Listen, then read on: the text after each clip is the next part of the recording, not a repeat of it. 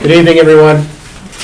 Town Council meeting, November 13th, we're a little past 7:30, sorry about that. Welcome.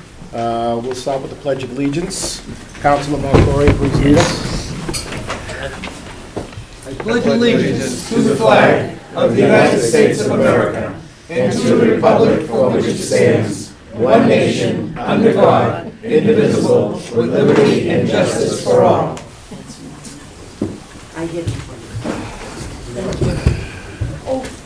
Clerk, please call the roll.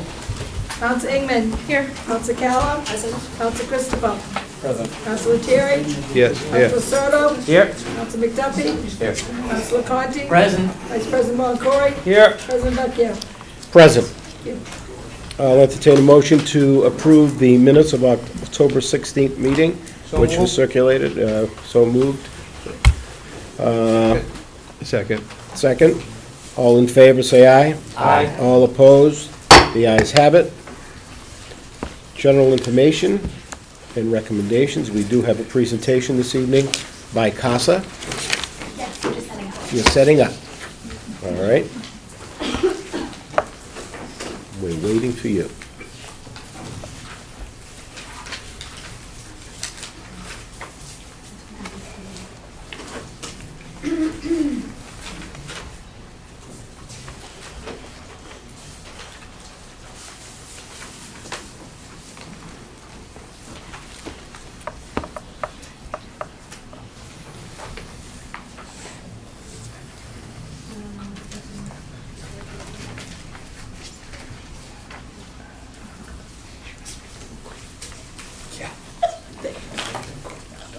It's less than an hour. Oh, I get them around. Perfect.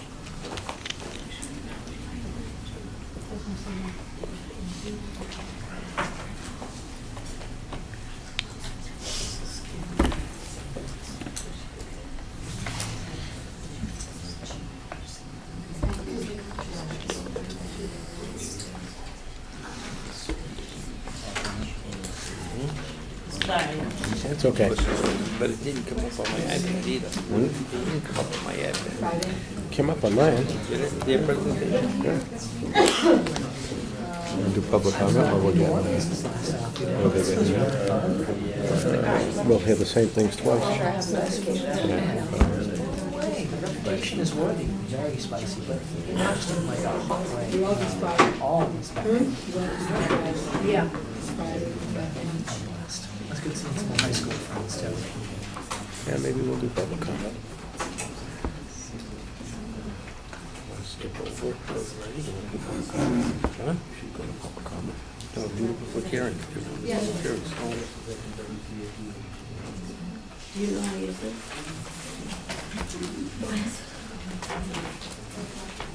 Yeah. Skip over this. Show the public hearing, get rid of the lawyers.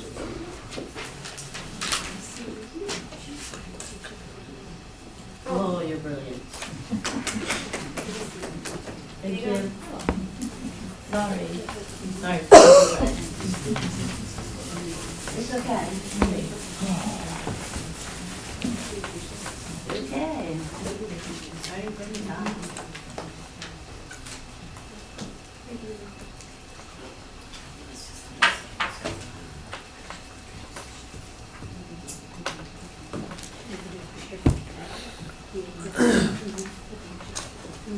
Okay.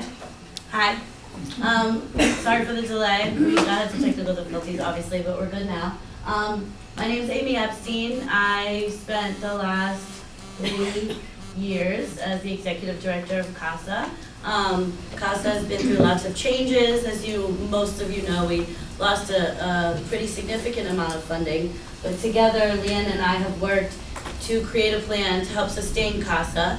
Leanne has taken on the role of director now, so she's now the executive director, and I'm kind of just part-time behind the scenes. I'm here to present the data, but Leanne is now our director. So she's been kind enough to kind of take it on a small level to kind of sustain the organization. So the community's very lucky to have her do this for you. And then I'm just gonna jump into the data. This is the prevention needs assessment. We like to present it to you guys and the town and anybody who's interested. Every 2 years, we were funded to do this survey for the community. It is a community survey, but we survey the youth. So we survey the youth in the schools. Let's see. So this is the numbers of folks that took the survey. Each grade, you can see the total number of enrolled students. This is very similar to the amount of young people that took the survey last year as well. So we had the same kind of turnout. This year we switched over to an electronic version, which seemed to be successful. They could do it on their phone, they could do it on their Chromebook, however they wanted. And we got the same, pretty much the same turnout. Substance misuse is the first category. As you can see, I always start with the things that we were funded to address directly. So CASA has funds to address some core measures: marijuana, alcohol, and I think our other one is maybe opiates. So those are our three. There's not a lot of opiate use in the high school, as many of you know. Marijuana use on the left are students, high school students who use marijuana in their lifetime, and then on the right are in the last 30 days. So that's what we consider current use of marijuana. These are percentages on the left, and as you can see, the numbers are going down. In the last 3 years that CASA's been around, they've significantly decreased. And you'll see the same trends with alcohol, again, something we're funded to address specifically. This only goes up to 90%, just to give you that perspective. But you can see that the numbers are definitely decreasing in lifetime use, both and current use of alcohol. Here's binge drinking. We actually went a tiny bit up in binge drinking. Binge drinking is considered more than 5 drinks in a row in one sitting. In the last 2 weeks, this is students that reported binge drinking in the last 2 weeks. We find that this is something that a lot of Winthrop High School students partake in. They do all their drinking in one sitting to get drunk, I guess. And you can see it's gone down, but again, it's up a little bit. And then we have vaping. So as you know, this is kind of our new little beast to conquer. And so we have the use going up as expected. Not a lot, just a couple. I think it went from 34% to 37%, but it's still on the rise and it's still a significant amount of people. And that was lifetime use, by the way. Mental health. So here are some numbers around just kind of general feelings and sense from the students. In the past year, so this is all students 6th to 12th grade, this is not just high school anymore. In the past year, have you felt depressed or sad most days, even if you felt okay sometime? That's a pretty high number. We have almost 40% of students reported that. And this doesn't surprise folks that work with students, I think. Most people know that this is kind of standard. All in all, I'm inclined to think that I'm a failure. We have almost 30%. At times I think I'm no good at all. We have over 40%. Sometimes I think life is not worth it, and then we have like 25% there. Students who considered suicide is also, again, on the rise a little bit and going up. Just to reiterate, these are things we are not funded to address. So not that we're ignoring them, but I just want to, kind of make the point that funding does help. So then this is a little bit complicated, and again, this is going to be available to anyone that's interested. We can even post it on our website so folks can take a closer look at their leisure. But we have the red is a suicide attempt, the purple is made a plan, the green is suicide ideation, and then the blue is sad and hopeless for at least 2 weeks. So we have some interesting trends. We see suicide attempts going up, we see suicide ideation going up, but making a plan going down, and then we see sad and hopeless going up. So that's what we consider depression. So some good news. We ask students if they have someone to talk to, if they feel like they need help or they're unsafe or they've been abused. This is a protective factor, a really important protective factor that can really help fight some of the risk factors we see. And we see that in middle school, we see almost 75% of middle school students said yes to that question. And then even more high schoolers. So almost 80% of high schoolers have someone to talk to if they need. Sexual health. So Orange is 2018, so that's this last survey. The green is the last survey we did before that in 2016. We didn't ask the question of 7th and 8th graders the last time around, so we only have some of the data. But we have obviously students coming out more often in greater numbers. Hopefully that's because they're feeling more comfortable to do so. So those are just students that reported being lesbian, gay, bisexual, or other, basically other than straight, identifying other than straight. This I thought was interesting to compare students who have had sex and then students who have used a condom when they had sex. So orange is last time around and yellow is this time around. So you can see actually kids are waiting longer and having sex later, but condom use is also for the most part down, except for senior year. So we have dating violence. So percentage of youth who reported someone that they were dating or going out with physically hurting them on purpose in the last 12 months. So over the last year, we had about 5% of students reporting yes to that question. So of the students that reported having sex, close to 20% had reported that they were forced to do so. During the past month, how many times did someone you were dating or going out with force you to do sexual things that you did not want to do? Of the students that were dating someone, that was just over 10%. School safety, so we talk about, you know, how the environment in school is and whether or not you feel comfortable in school and safe there. So the orange, and I realize I think I'm going back and forth with these colors, which can be confusing, but the blue is 2016, the orange is 2018. And on the left we have did not go to school at least one day in the last month because they felt unsafe. And you can see that that is on the rise. And then being involved in at least one physical fight on school property in the last year, actually much reduced. And again, we have a plan to address violence, so funding does matter. Bullied in school, on the school property in the last 12 months, again, it's going up, particularly in middle school.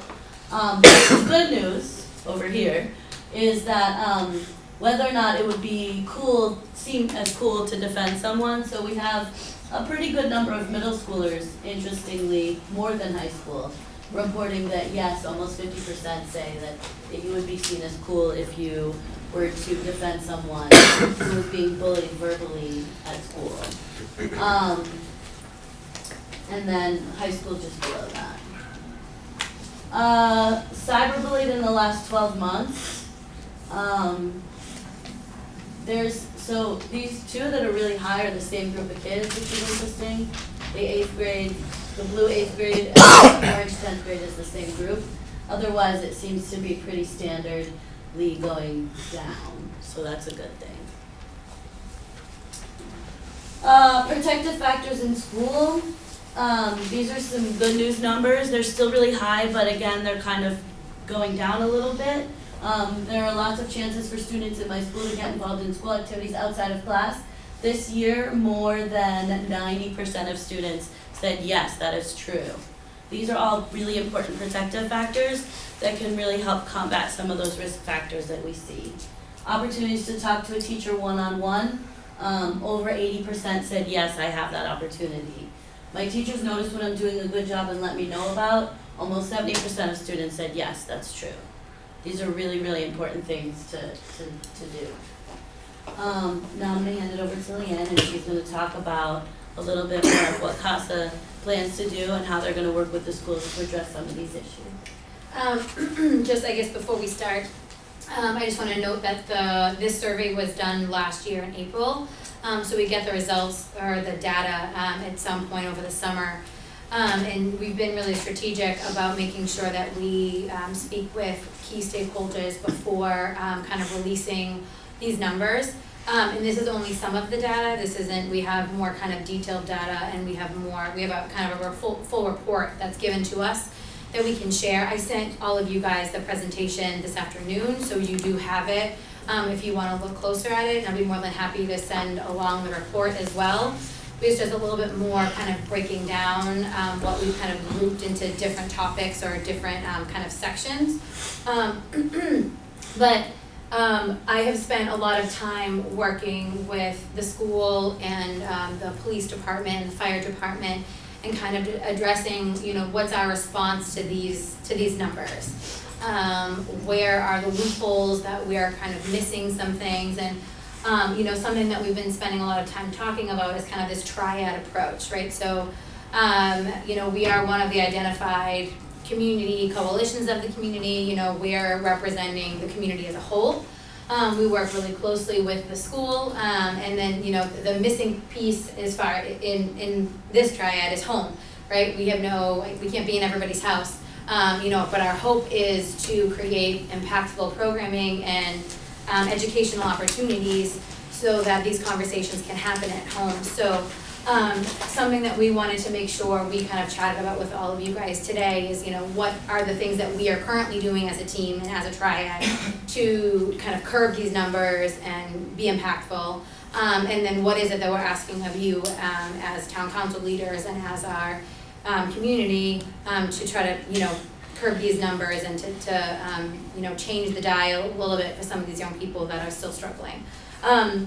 So as Amy had mentioned, she is off to a new position and is helping me more behind the scenes in what's happening at CASA, she was in charge of all of this reporting, and I didn't want to touch it. I'm not good at data, it's not my thing. Amy loves it, so this is a perfect project for her. But I'm going to be taking over the role as executive director and kind of managing the, kind of the day-to-day of the organization. We kind of went quiet a little bit over the summer as we kind of restructured our budget, and the board was meeting kind of weekly to establish what is CASA going to look like now that we've taken this kind of giant funding hit. It's an amazing opportunity that the community really stepped up and really helped us fundraise for a good amount of money so that we are able to keep moving and to keep moving forward. So we've hired a youth program coordinator. His name is Danny. He is not here tonight, but you will be seeing him. He's going to be running all of the youth programming, so all the youth stuff that Amy was doing, he will be picking that up, and he will be moving all of those things forward. We're making no changes to all the things that the youth are doing. Some of our coalition work in terms of trainings for the community and kind of our monthly coalition meetings, all of those are kind of still things that are being worked out by the board. And we're trying to work out to see what kind of funding allows, just, to be totally transparent with people. But for us and the board, it was very important that we continue the work that we were doing with the youth, and we were making sure that we were offering youth programming and the diversion program to the community. So all of the things on that front that CASA was doing previously we will continue to do. And our hope is that we'll be able to continue applying for various grants to be able to kind of build on those kinds of things.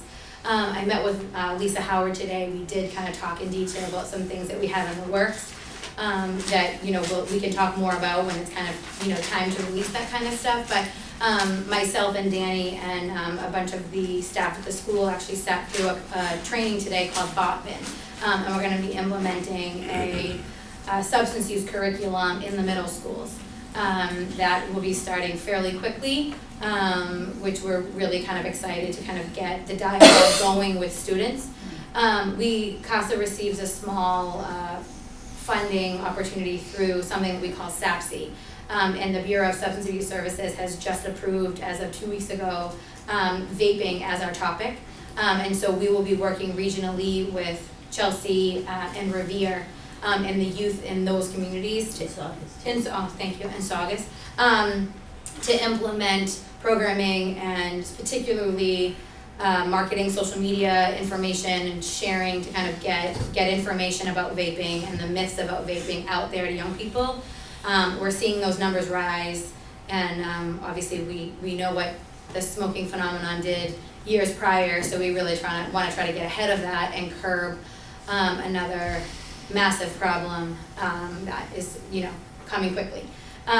Something else that we're working on, just to kind of continue sharing what we're doing, is CASA and the Chamber have actually joined forces. We're in the early stages, but we're working on a job skills training program for youth in the community that aren't of age to get a job. We know how hard it is for young people in our community to get jobs at a young age, and so but there's a big need out there in our community for help, and businesses, especially businesses that are struggling, or new businesses, or businesses that just could use an extra hand, and then young people that could use a really great skill set. We're hoping to kind of bridge the two, and we're working to establish that. So that's something that's up in the works as well. I just want to make sure I'm not forgetting anything. And then we've actually just applied for a grant, an opiate prevention grant that would kind of, you saw the numbers for alcohol and marijuana shift, and that's been our focus for the past 10 years with the funding that we did have. And so we're really hoping that if we get this opiate prevention grant, that we're going to be able to implement some programming in the middle school, even in the elementary school level, with families and youth, to be able to kind of curb those opiate numbers that we're seeing now in older folks. People don't wake up with giant opiate problems as grown-ups. These things kind of take time, and they foster over time, and we want to be able to kind of curb that and get ahead of that as quickly as possible. So that's something we're doing, and the last piece of this is taking this data on the road. We are working on a social media platform to be able to do this presentation, for it to be shared within the community. We think that this is something we've noticed over time, is that it took a long time for the community to understand what CASA was. We finally feel like we have a really good grasp on the community and the pulse of the community, and understanding what our place is here. We really want to make sure that we drive this data home to families. We want them to understand what this data is, what it means, so that they can talk about it at the dinner table, so they can get ahead of these conversations with their younger children, so that we're prepared as a community, to kind of tackle things that happen as we age and as things get a little bit older. So our hope is that we're going to be working with various organizations in the community to get this information out to parents, and my hope is that you guys will be able to kind of help us do that. And if you have creative ideas as to how we can get this information into the hands of parents, that's our kind of goal here, is to make sure that those things are happening. So if you guys don't have any questions, we will gladly leave you to all of your other business. But we're also happy to Any take questions from the Yeah. council? No, I just want to say thank you very much. That was very important. Thank you. Thank you, Leanne. first thing is that. Okay. We have 4 public hearings this evening. The first one is regarding the Center project. Can we hear these items just when they're on the agenda? Pardon me? Do you want to just hear these items as they're on the agenda, have the hearings about them? So it's just a discussion about each item at a time type Yeah. of thing. So just, I was going to say, do public comment, then correspondence, and then as the items come up, have the public hearings. Does that make sense? Say it again. So having the public hearing tied to when you all are actually voting on Yeah. things. We could do that. So, yeah, I think we should do public comment, correspondence, that type of stuff first, then get into the public Okay. hearings about the items. All right, so we're going to bypass the hearings right now and go to public comment. Anybody wish to be heard on any subject for 3 minutes or less? Hearing none? It used to be 5 minutes. Would you like 5 minutes, Mr. Dowd? We'll give you 5 minutes. Oh, we changed it to 3 minutes, tell them. We changed it to 3 minutes. We did change to 3 minutes. Yeah, We we did. changed. I don't remember that public hearing. Okay. Correspondence, none. Committee reports. Rules and ordinance? Yes. The Rules and Ordinance Committee met on October 24th, 2018 at 5:30 PM. In attendance were myself as the chair, Councilor Engman, Councilor Conti, and Councilor Calla. We also had people in the audience. We had Mike DeLuiso and Stacy Gaynor there. The first issue was on the Center Business District parking. Mike DeLuiso gave us a full breakdown of the 14 or 15 page memorandum that he put out as to the center parking. There was a motion to continue that to our next meeting by Heather. It was seconded by Nick, and that was passed. The second issue was a marijuana ballot question. In the time of the election, Stacy Gaynor spoke on that issue, and she spoke as opposed to being against marijuana. A motion was made that the town would extend the moratorium until December 31st of 2019. That motion was made by Councilor Engman and seconded by myself and passed 2-1. That motion will be coming up under old business, I believe, today. And then there was a motion to schedule the ballot question for November 5th of 2019. That was made by Councilor Engman, seconded by Councilor Conti, and was passed unanimously. Then there was also a motion in our committee to approve a question which was written, and I had written that evening, describing what the ballot question would look like. And there was a motion to send that to Copeland and Page for approval. And there was also a question by Councilor Conti whether we should use the word cannabis instead of marijuana. That motion was also passed unanimously that we send that question to Copeland and Page. The meeting adjourned at 6:30 p.m. Okay, so the election language is still in question. We're not going to vote on that this evening. We're not going to vote on the election language, but there is a election extension. language that I produced, and we're sending it out to be ratified. Okay, we're not going to vote on that this evening. What we are going to vote on is the extension Is of the the extension marijuana for moratorium. marijuana and the date for the ballot Do question. you want to make that motion now? I think we should, got to do it under new business, I believe, or old Okay. business. This will be under new business. No, it's old No, it'll be business. It's old the first one. It's the first one of old business, is the ballot language, question and stuff. Date. No, the ballot language one is the one he hasn't got yet. No, but then the question, date, and things like that, that's old. Everybody did receive the language of the ballot question Right. in their package, but Yeah. it had, I don't believe it's. You're voting on the date and the extension of the moratorium. Yeah. Okay. The thing is, it's on the agenda twice, Austin. So you can see under new business, it's under there too, extension Oh. of one moratorium. Yeah. Yes. There- They have it, Sorry. the extension Yeah. is separate from It's two. the date. That's separate from that. Gotcha. But it was for the date of the election versus the extension. That's Yeah. under old business. All right, so I'll take it up under new business. Okay. I'll recognize Councilor Lettieri for finance. Thank you.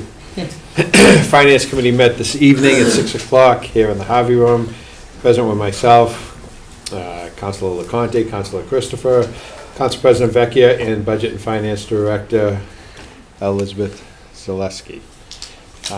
We had 6 items on the agenda. We had ample discussion on each. The meeting was a full hour. We did recommend positive action on all, and we'll have a further report in old business as we hit each item. Okay. Town Manager's report. Keep it quick. Forums next week when I'll give a more extensive report to you all in the community.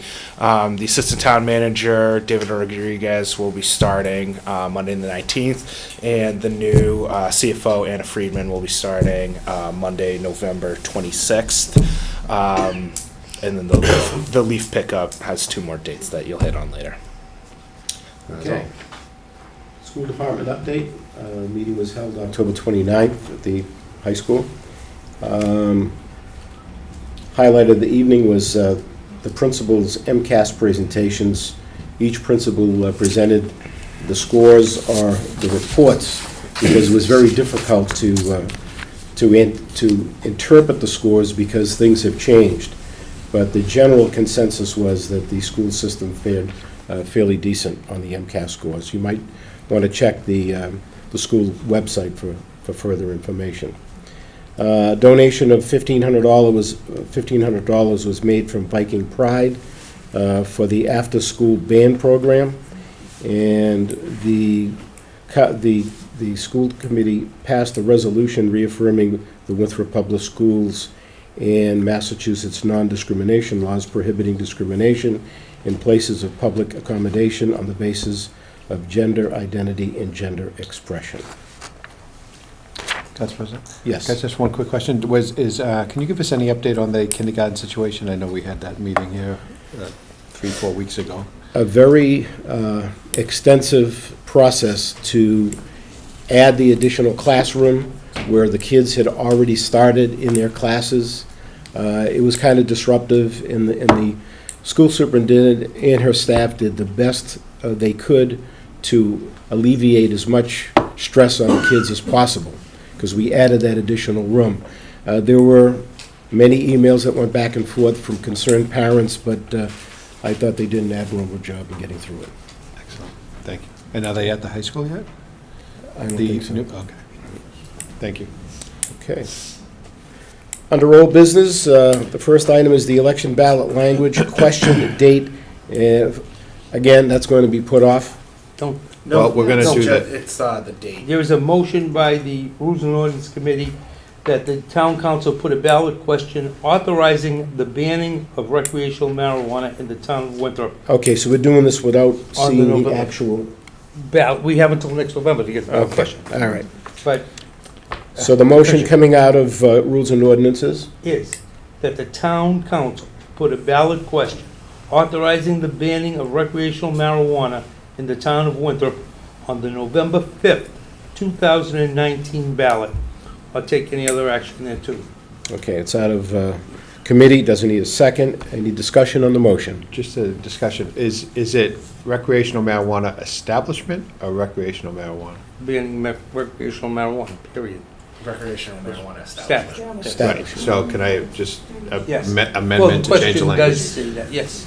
Okay. Because it's just a little confusing if somebody's, you know what I mean? We're trying to eliminate that. Well, the ballot question is trying to eliminate An Winthrop from having an establishment. Yeah. Correct. Because they can't eliminate the. Right. Any further discussion? Hearing none, I'll entertain a motion. All in favor, say aye. Aye. All opposed? The ayes have it. And that will read, put a ballot question authorizing the banning of a recreational marijuana establishment in the town of Winthrop. Okay, so the next item that's going to be under old business will require the public hearing. Should we So have the hearing? recusals, Counselor Christopher, Terry, and Lacerda, I'd ask. Leave the Harvey room, please.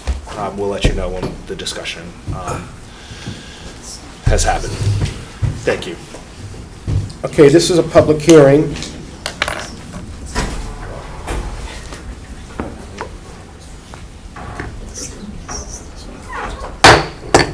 Public hearing to the town council appropriate $4,931,500 for the purposes of financing the construction of the town center and sewerage project.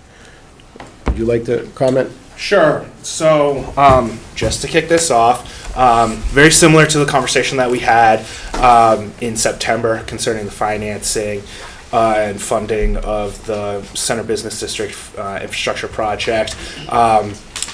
At that time, a vote was taken. After the recusals, there was 4 counselors who voted in the affirmative and 2 voted against the action.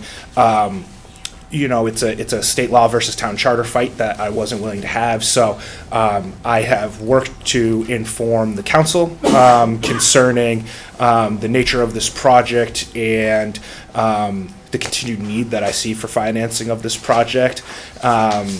And that leaves us at the point that it is not a reintroduction of the same motion. It would be a new motion that would be brought forth.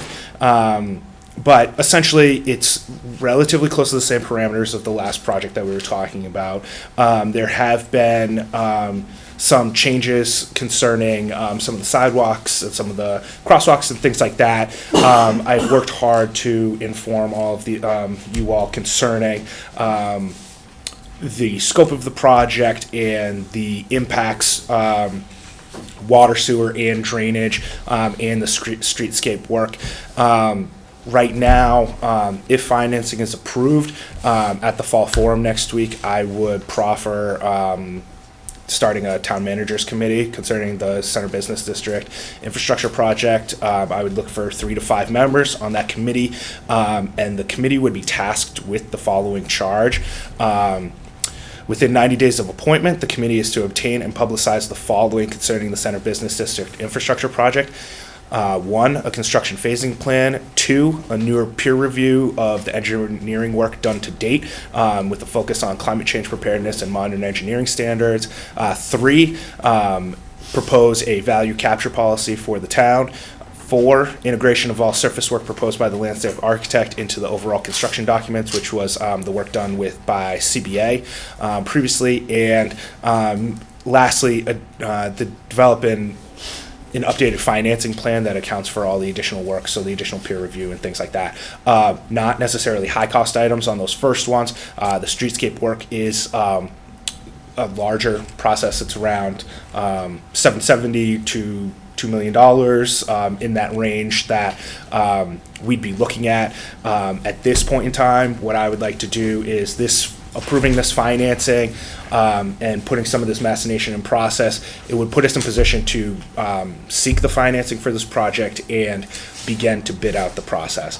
I would look to seek additional funding from MassWorks initially concerning the streetscape work. That would be the first pass. The second pass would be looking towards developers with not necessarily value capture policy, but looking at diffs and TIFs and those types of things, and looking at there's going to be an increase in tax rate with the development, so a property goes from $500,000 to $1 million in property value, not necessarily taxing at the $1 million value, maybe taxing at a lower property value, still above the 500,000, but trying to capture some of that to then reinvigorate the financing of this project. If that is not on the table, there's another series of financing options that we would have concerning the water sewer fund and things like that. But this will be a complete project that covers the below and above ground work, and the Center Business District will be left in a good place. At the end of it, the assistant town manager, this will be essentially their first task if this is approved, to continue to work through the public process. And yeah, at this point, I think we're at a point where we can vote on the financing of this project. There are still particulars to work out about the nature of the project. That's what the committee's for in the 90 days and things like that. But then also, I mean, this is a large-scale, multi-million-dollar dynamic project that because it's over more than a year, we will have the ability to kind of like reflect on the pinch points that happened in the first construction season and try to alleviate some of those in the second year. We will be able to see if there are things that are issues along the way and try to alleviate those. So again, it's 2 construction seasons. It's looking at calendar 19 and 20 that this would be involved in. With the 90 days, this work would be bid out in late February of 2019. So we'll meet the construction season, but it's going to be tight for the front end of it. And with that, this amount of funding of the loan approval for $4,931,500 would cover us for the amount of financing that we would need for the initial project. Okay. I'll open it up to public comment. Yes. This is very interesting comments, but what really struck me first, and probably the case with some of the other residents here, was the phrase from the town manager, the increase in taxes to reinvigorate this project of $4+ million. I'm not quite sure what that means, and whether or not the financing of $4 million is going to be coming from some source within the town, or it's going to be supplemented to some degree by increased taxes. There was no information either from the town manager about the residents who are going to be impacted by this, or any recognition of the disturbances that are going to be occurring for those particular residents in and around the center area. So I think that's something that really needs to be addressed very carefully. Can I respond to those? Sure.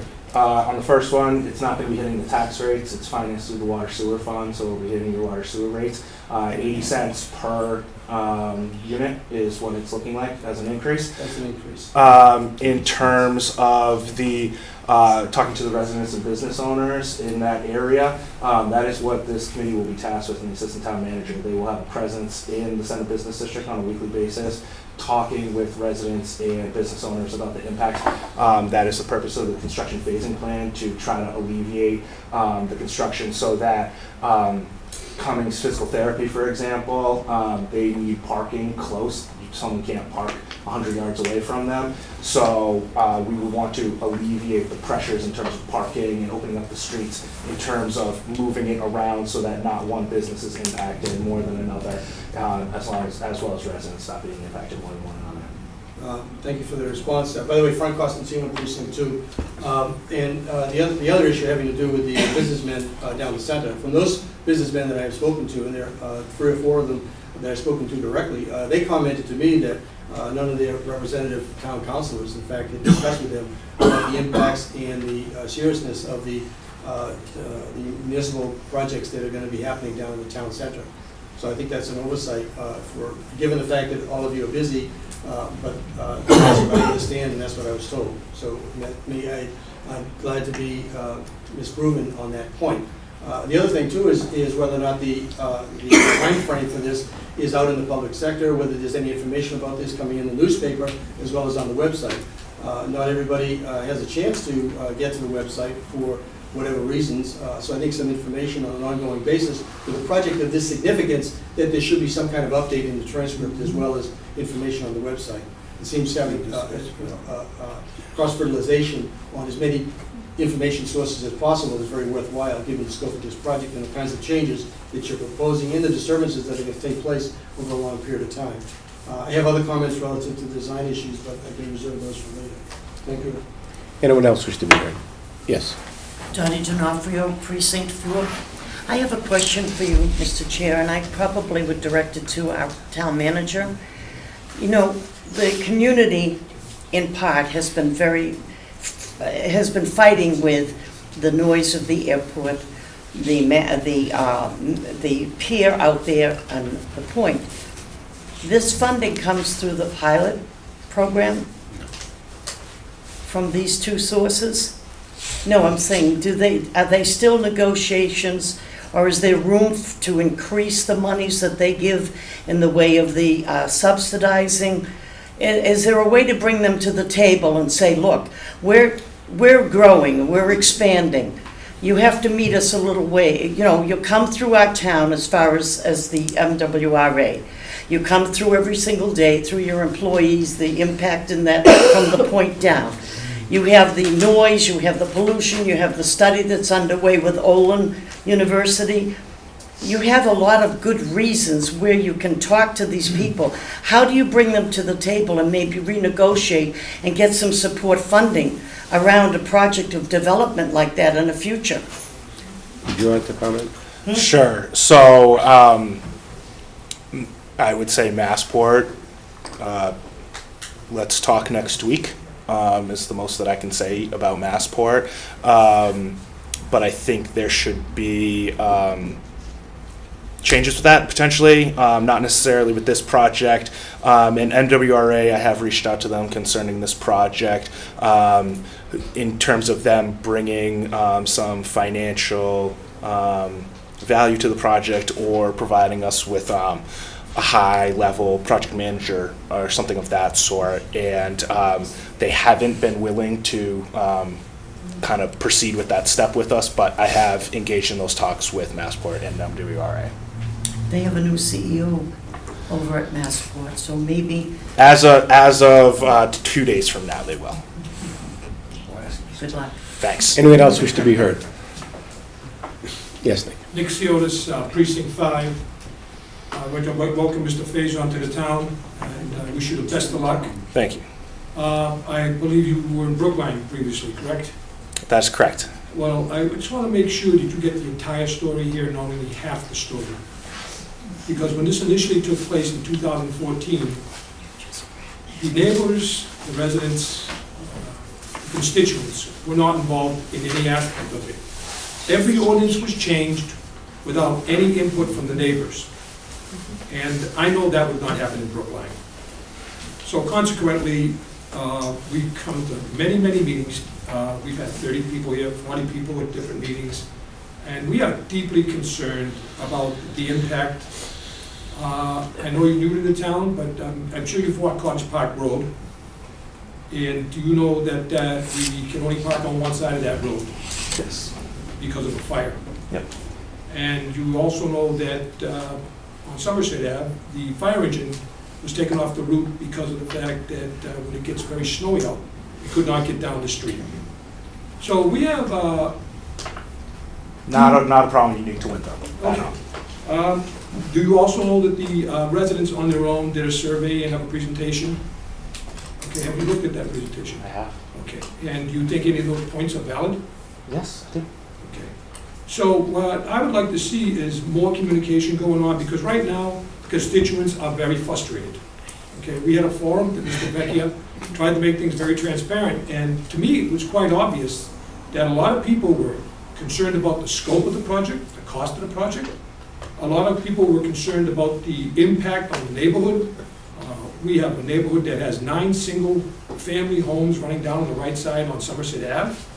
And I got a call from my counselor that said that now the project is up to 42 condominiums they want to put up. And to me, that's unacceptable, because I think it takes away the quietness and the feeling of a downtown in Winthrop.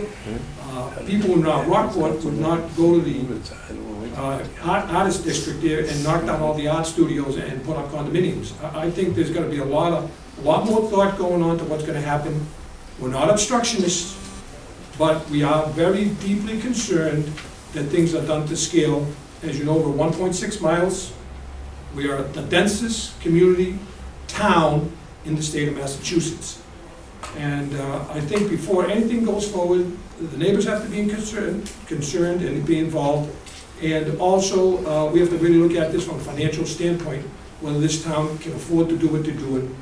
And the last thing I want to just reiterate what Mr. Constantino said, directly or indirectly, if the water bills, which have gone up 17%, if you're going to use that as a funding line, it's basically a way of just avoiding some type of taxation. I think that has to be discussed before it's voted on. And the last thing I want to just say is that in this serious issue that's going to be happening here, because this, when it does happen, it's going to happen, it's going to change the dynamics of the town, and I think every council should read what the charter says in the first paragraph, that whatever is done down there has to be done to within the scale of the town itself, the town center. And the last thing I want to add is that a lot of constituents and a lot of people are very frustrated down Precinct 5, Precinct 2. You know, James Otis said no taxation without representation, and right now, our council has recused himself. Precinct 2 has recused himself. The areas most impacted, we have no voice. And in a democracy, okay, when you have no voice and you have few people coming up to meetings and stuff, it hurts the democracy. So I think to move forward, we've got to be, like Ron said, you have to be transparent. We have to get results. We had the big forum at the high school, but nobody got any results.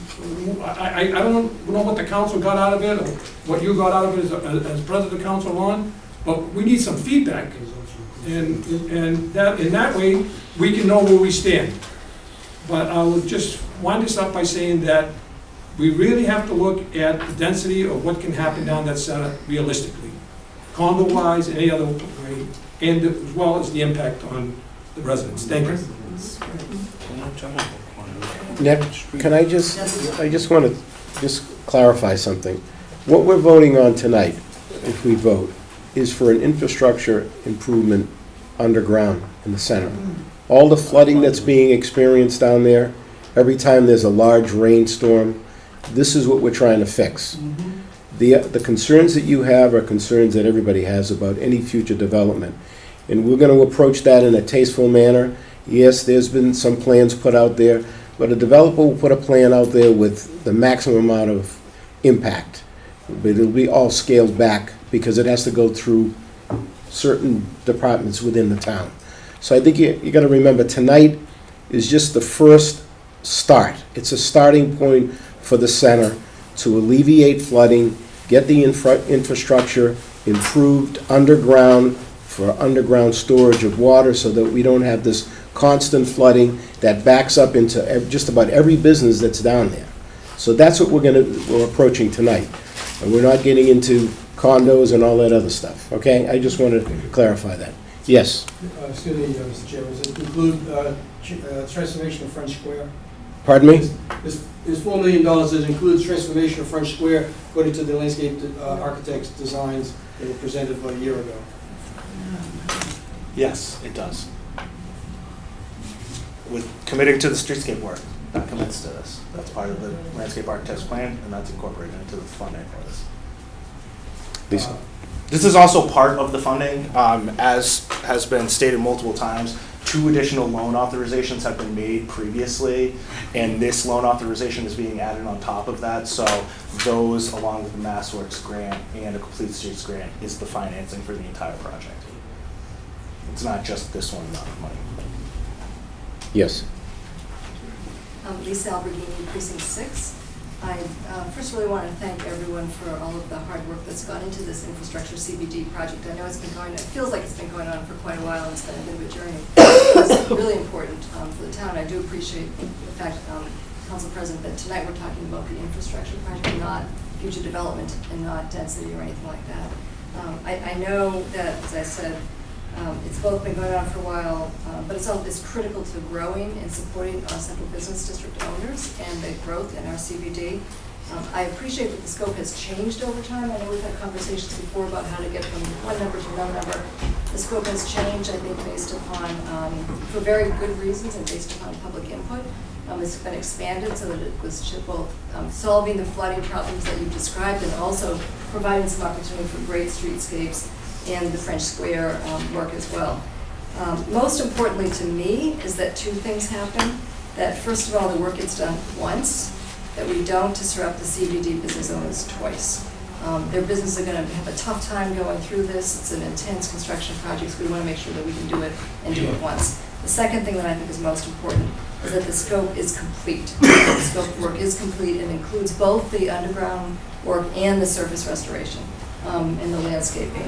So I think for me, those are really, really, really important. I would be very supportive. In the past, I've been asking you to hesitate and to not move forward, but I would be very supportive of moving forward with the CBD work if the approach meets those 2 objectives that I've just described, and if there's a period where the scope is reviewed in part relative to your concern and others, so that we know, finally and once and for all what the design is that we're getting. There's been a little bit of confusion, but I think that pause or that review, that look should be a brief one.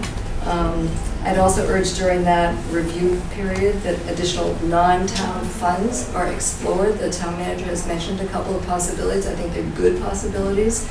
I've always thought there's maybe a little too much town money. I'd like to see less, and I do think that there are other resources that we can tap to reduce the amount of town money. So I think that should be reviewed, during this this period of time. And as I listened to this tonight, I would support the town manager's approach to that. I think that what I heard him say anyway is that that the vote would be perhaps to move forward. There would be a 90-day review period. There would be a town manager's committee established. Sounds like to address exactly these kinds of questions and concerns. Let's finalize the scope. If there's another little bit of peer review that's needed, let's do that. Let's see if there's some more money, non-town money available.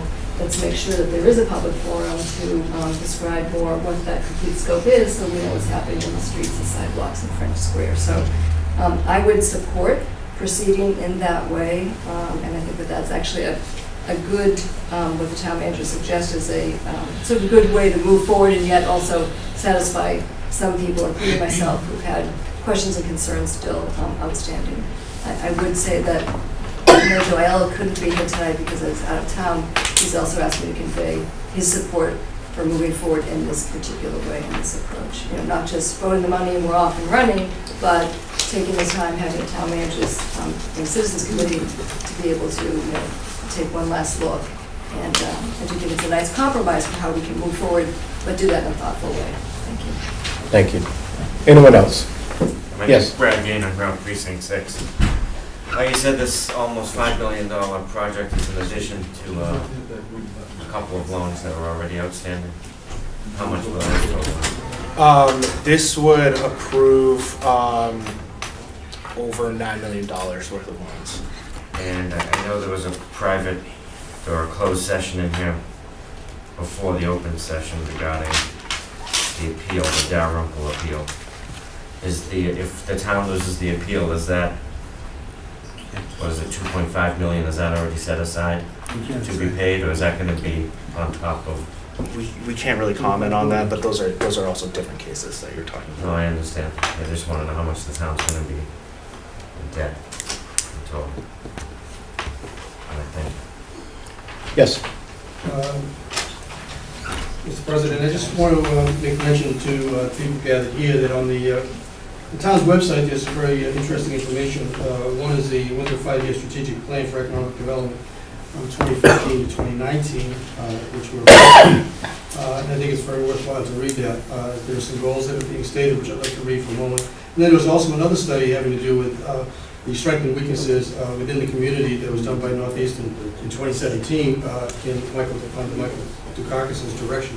And some of the goals that we should be keeping in mind relative to the capital improvements and the necessary utility improvements that are going to be happening down the center is that Winthrop is unique, has a unique environment with the waterfront, marsh, and other natural features. Another goal is to ensure that Winthrop is easily accessed by different forms of transportation. Another goal is to strengthen Winthrop's town center by making it a vibrant, attractive, mixed-use destination that's active throughout the week and into the evenings. Retain and enhance the neighborhood commercial centers throughout the town. Dramatically increase the number of quality jobs within Winthrop in order to grow the daytime population and align the local jobs with the skills that Winthrop residents offer.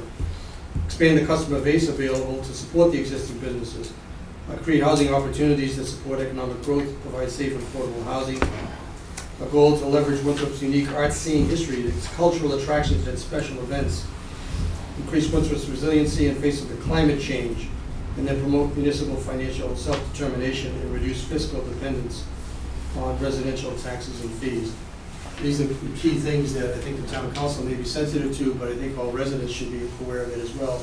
And this is something that the town, in fact, has endorsed with its own appointed residents being able to put their minds together and come up with these kinds of goals.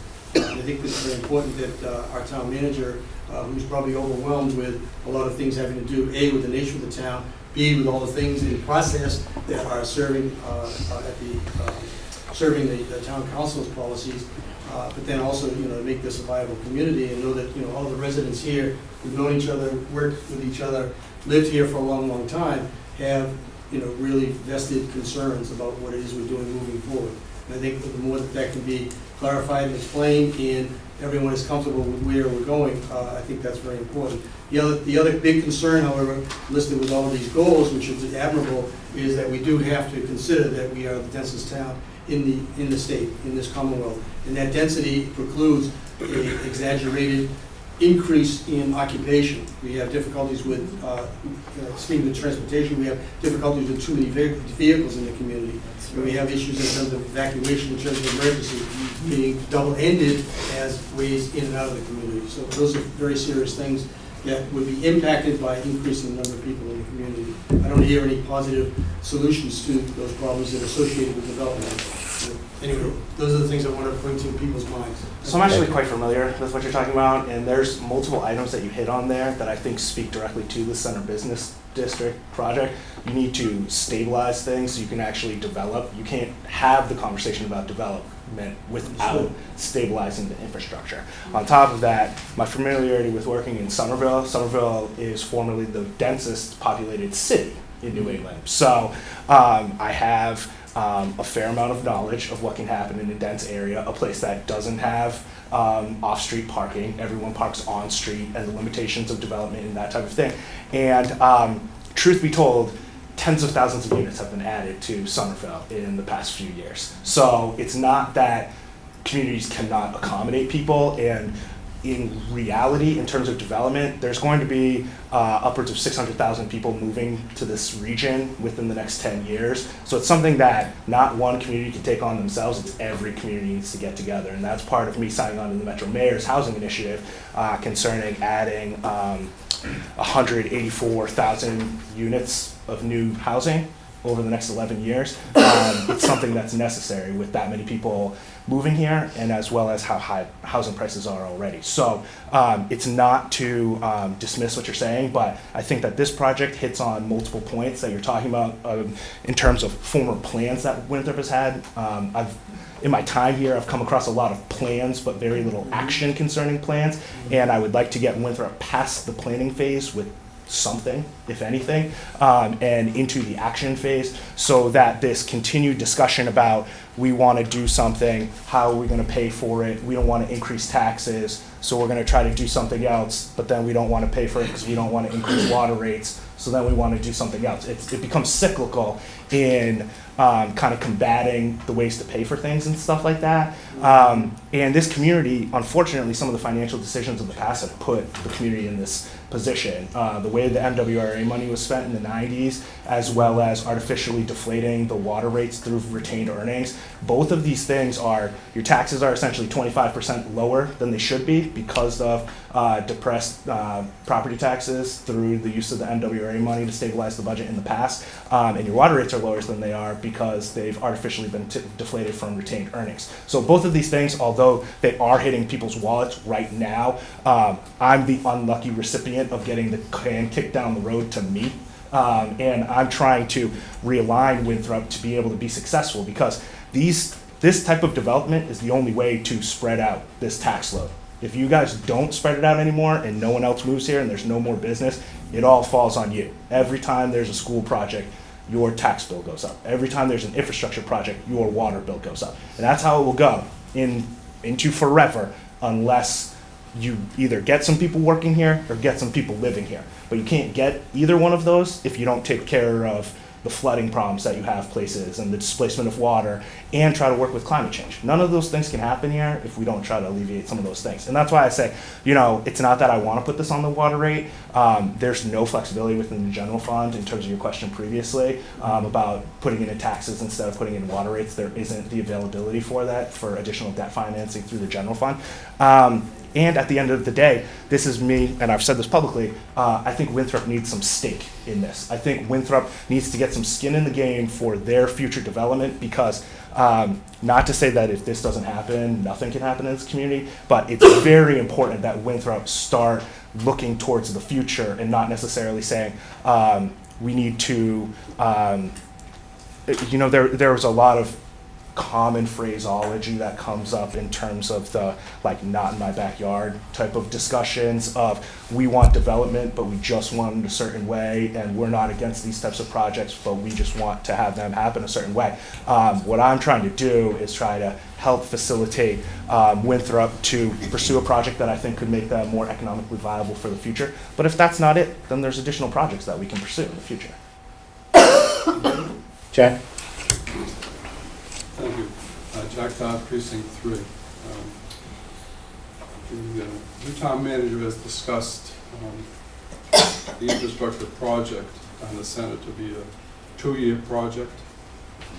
In your experience in Somerville, adding 10,000 units in the past number of years, after the 2 years is up with the infrastructure project on the Senate, how long do you think it will take to develop the buildings down the center?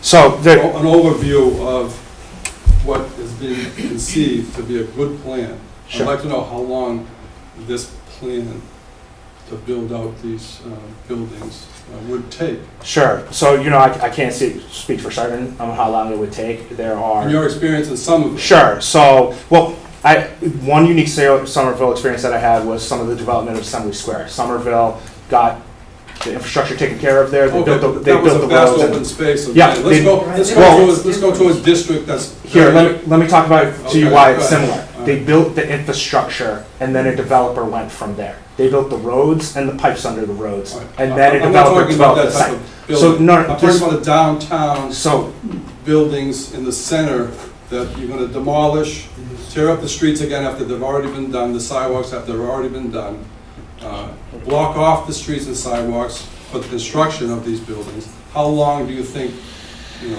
maybe 8 or 10 buildings down the center, how long is that project going to last? so it depends on when they get approved by the planning department and. After the they're all zoning board of approved, appeals. how long do you think that construction will It last? depends on the in building. center? That 40-unit building is about an 18, yeah, I think it was, it's not 18. It was reduced from 18 to 8 or 9 months because it's modular construction, so it's only trucking the things in, staging them, and then building the building from there, 40 unit building connecting. where? Where the Family Dollar site was. 40 units? Yeah.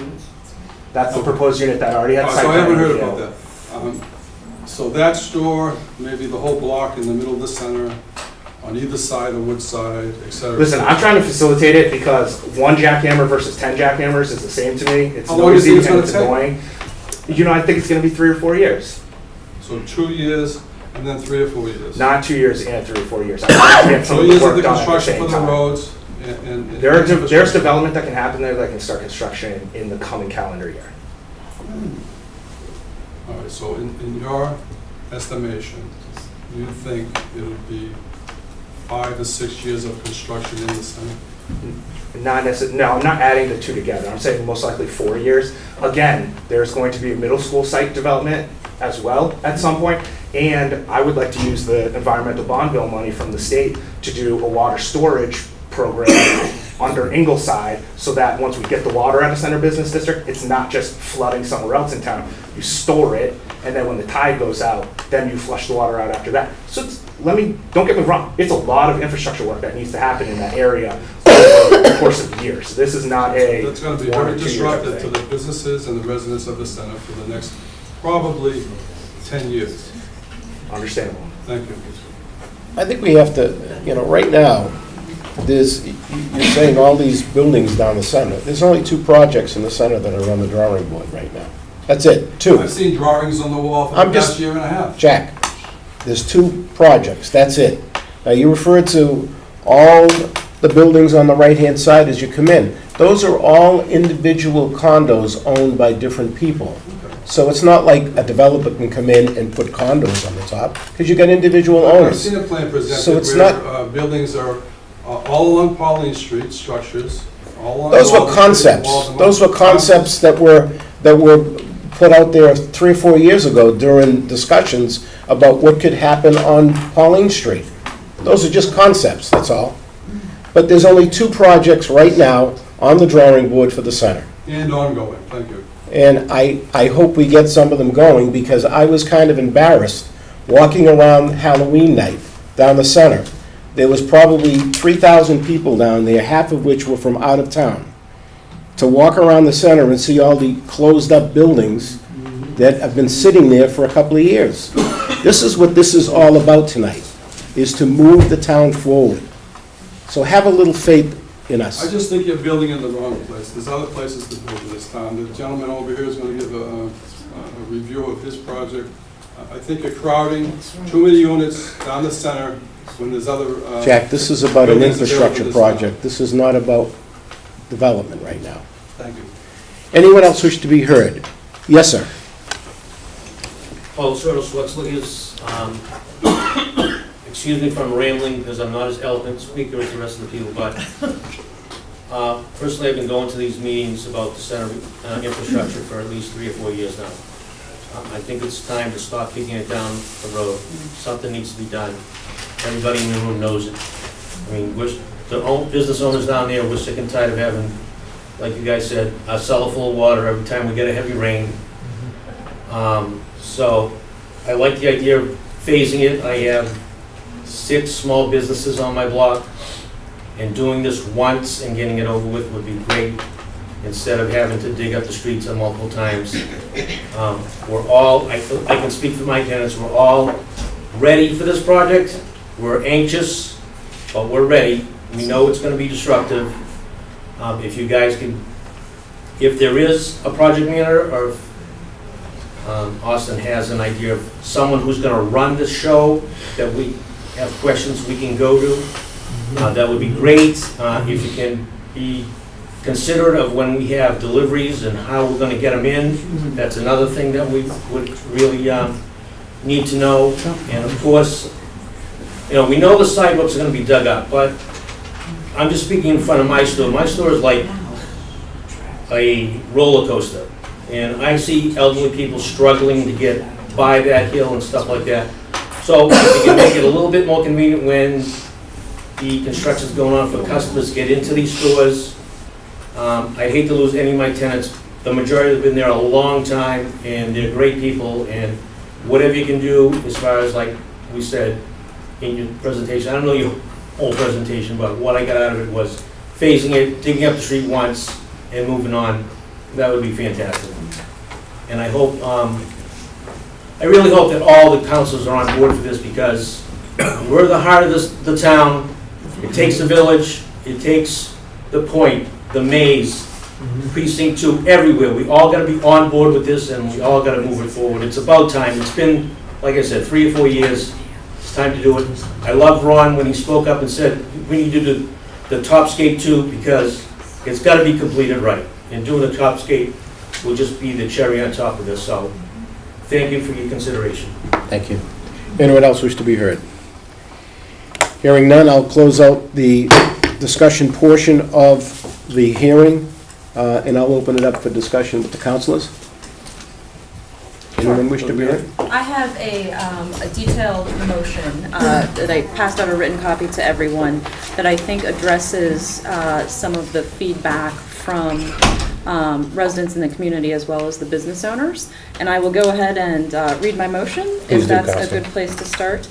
I move that we authorize the town manager to borrow $4,900,031,500 for the purpose of financing the Center Business District infrastructure project, provided that the town manager take the following actions within the next 90 days and prior to putting the project out to bid.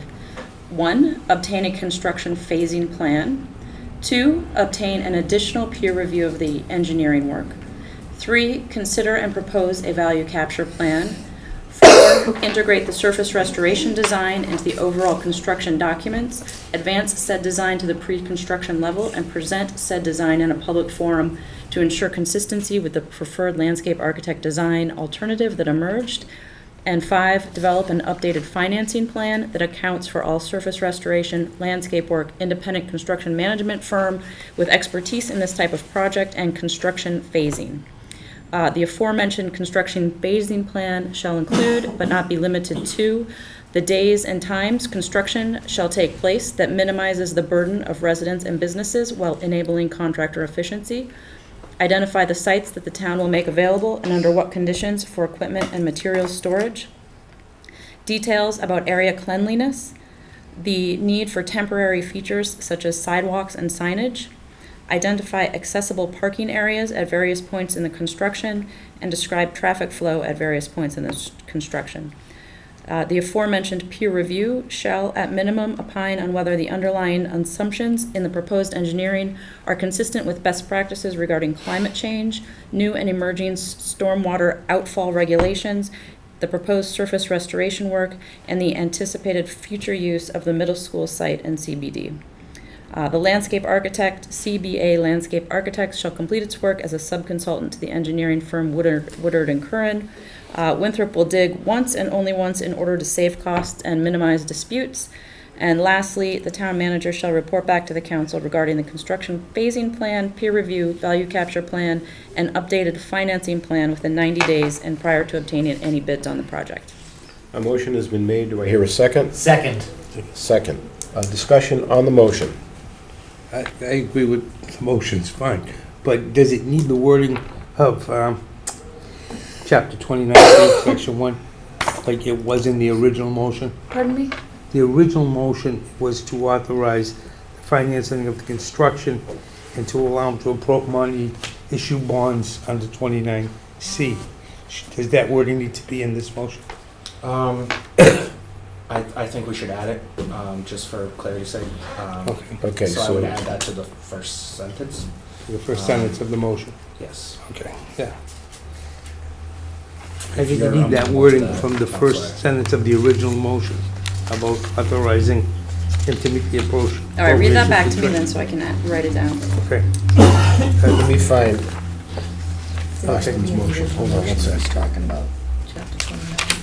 Yeah. Add that in. Heather, here is, she got the motion, okay. It's just concerning the nature of the financing. Yes. And what it falls. That allows him to under get the loan, MGL. issue the bond, do any other notes he needs.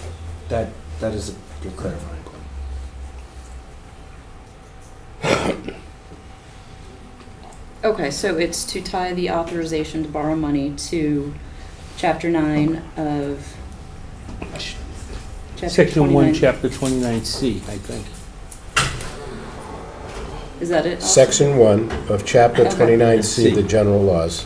Okay, so I will restate that first sentence then as authorize the town manager to borrow $4,931,500 in accordance with MGL Chapter 29C, Section 1.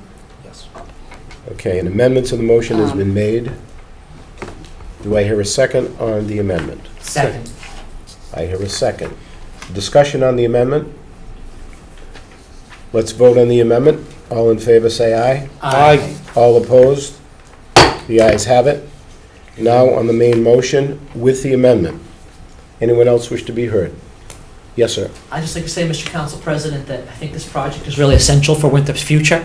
And while I wasn't quite on board the last time we voted on it, with some of the key revisions that we've made, I think we're in a much better position for return on investment for Winthrop taxpayers and minimizing the burden on center businesses. And with that, I support this motion. Thank you. Anyone else wish to be heard? Hearing none, I will call for a roll call vote.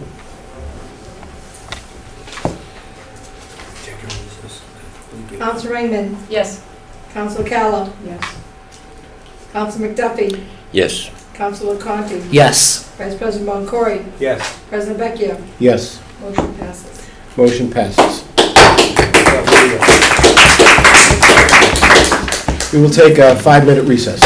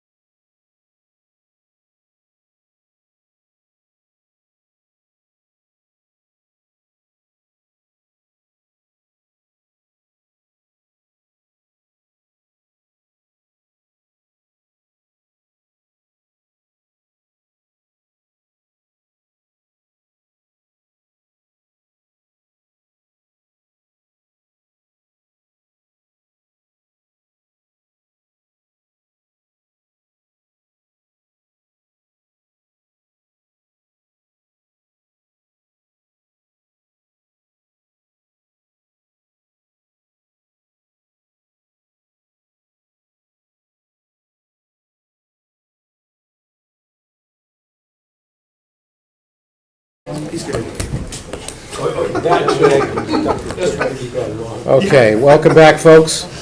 Next public hearing is to transfer $90,000 from the General Stabilization Fund to reduce the Parks and Rec Enterprise Fund to approve a general subsidy fund.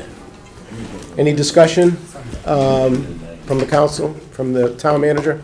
I would actually ask Elizabeth Alexi to come up here.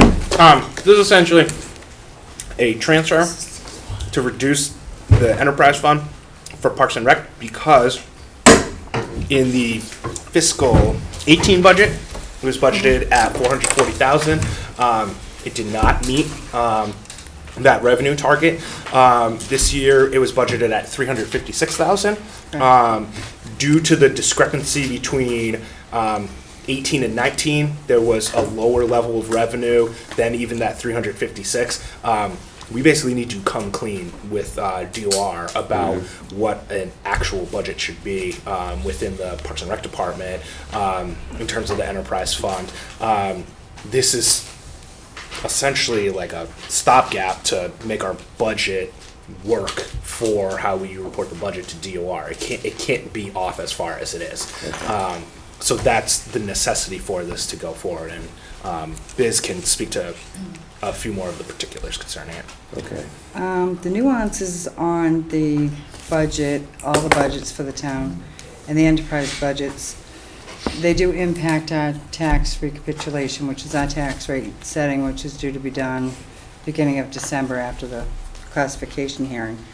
And because our revenues were $269 during 2018, and we budgeted $356 for 19, the variance is more than 10%, and the DOR will not smile upon that type of variance, and it could be a potential issue going forward to have our tax rate set. So we're doing a little bit of preventative maintenance and ensuring that our tax rate gets set in an appropriate period of time. If we do not have our tax rate set in the proper time, it means a delay in the tax rates getting set, tax bills going out, and a delay of revenue coming into the town of Winthrop, which we don't want to have a delay in revenue. So this is the best way to handle the situation at this time. Okay. I'll open it up to public comment. Anyone wish to be heard? Hearing none, I'll close out the public comment portion. Any councilors like to make a statement, comments, questions? I have a bunch of questions. Yes, sir. So, I'm curious, what happens if we don't actually transfer this tonight? If we do not transfer tonight, we're out of time.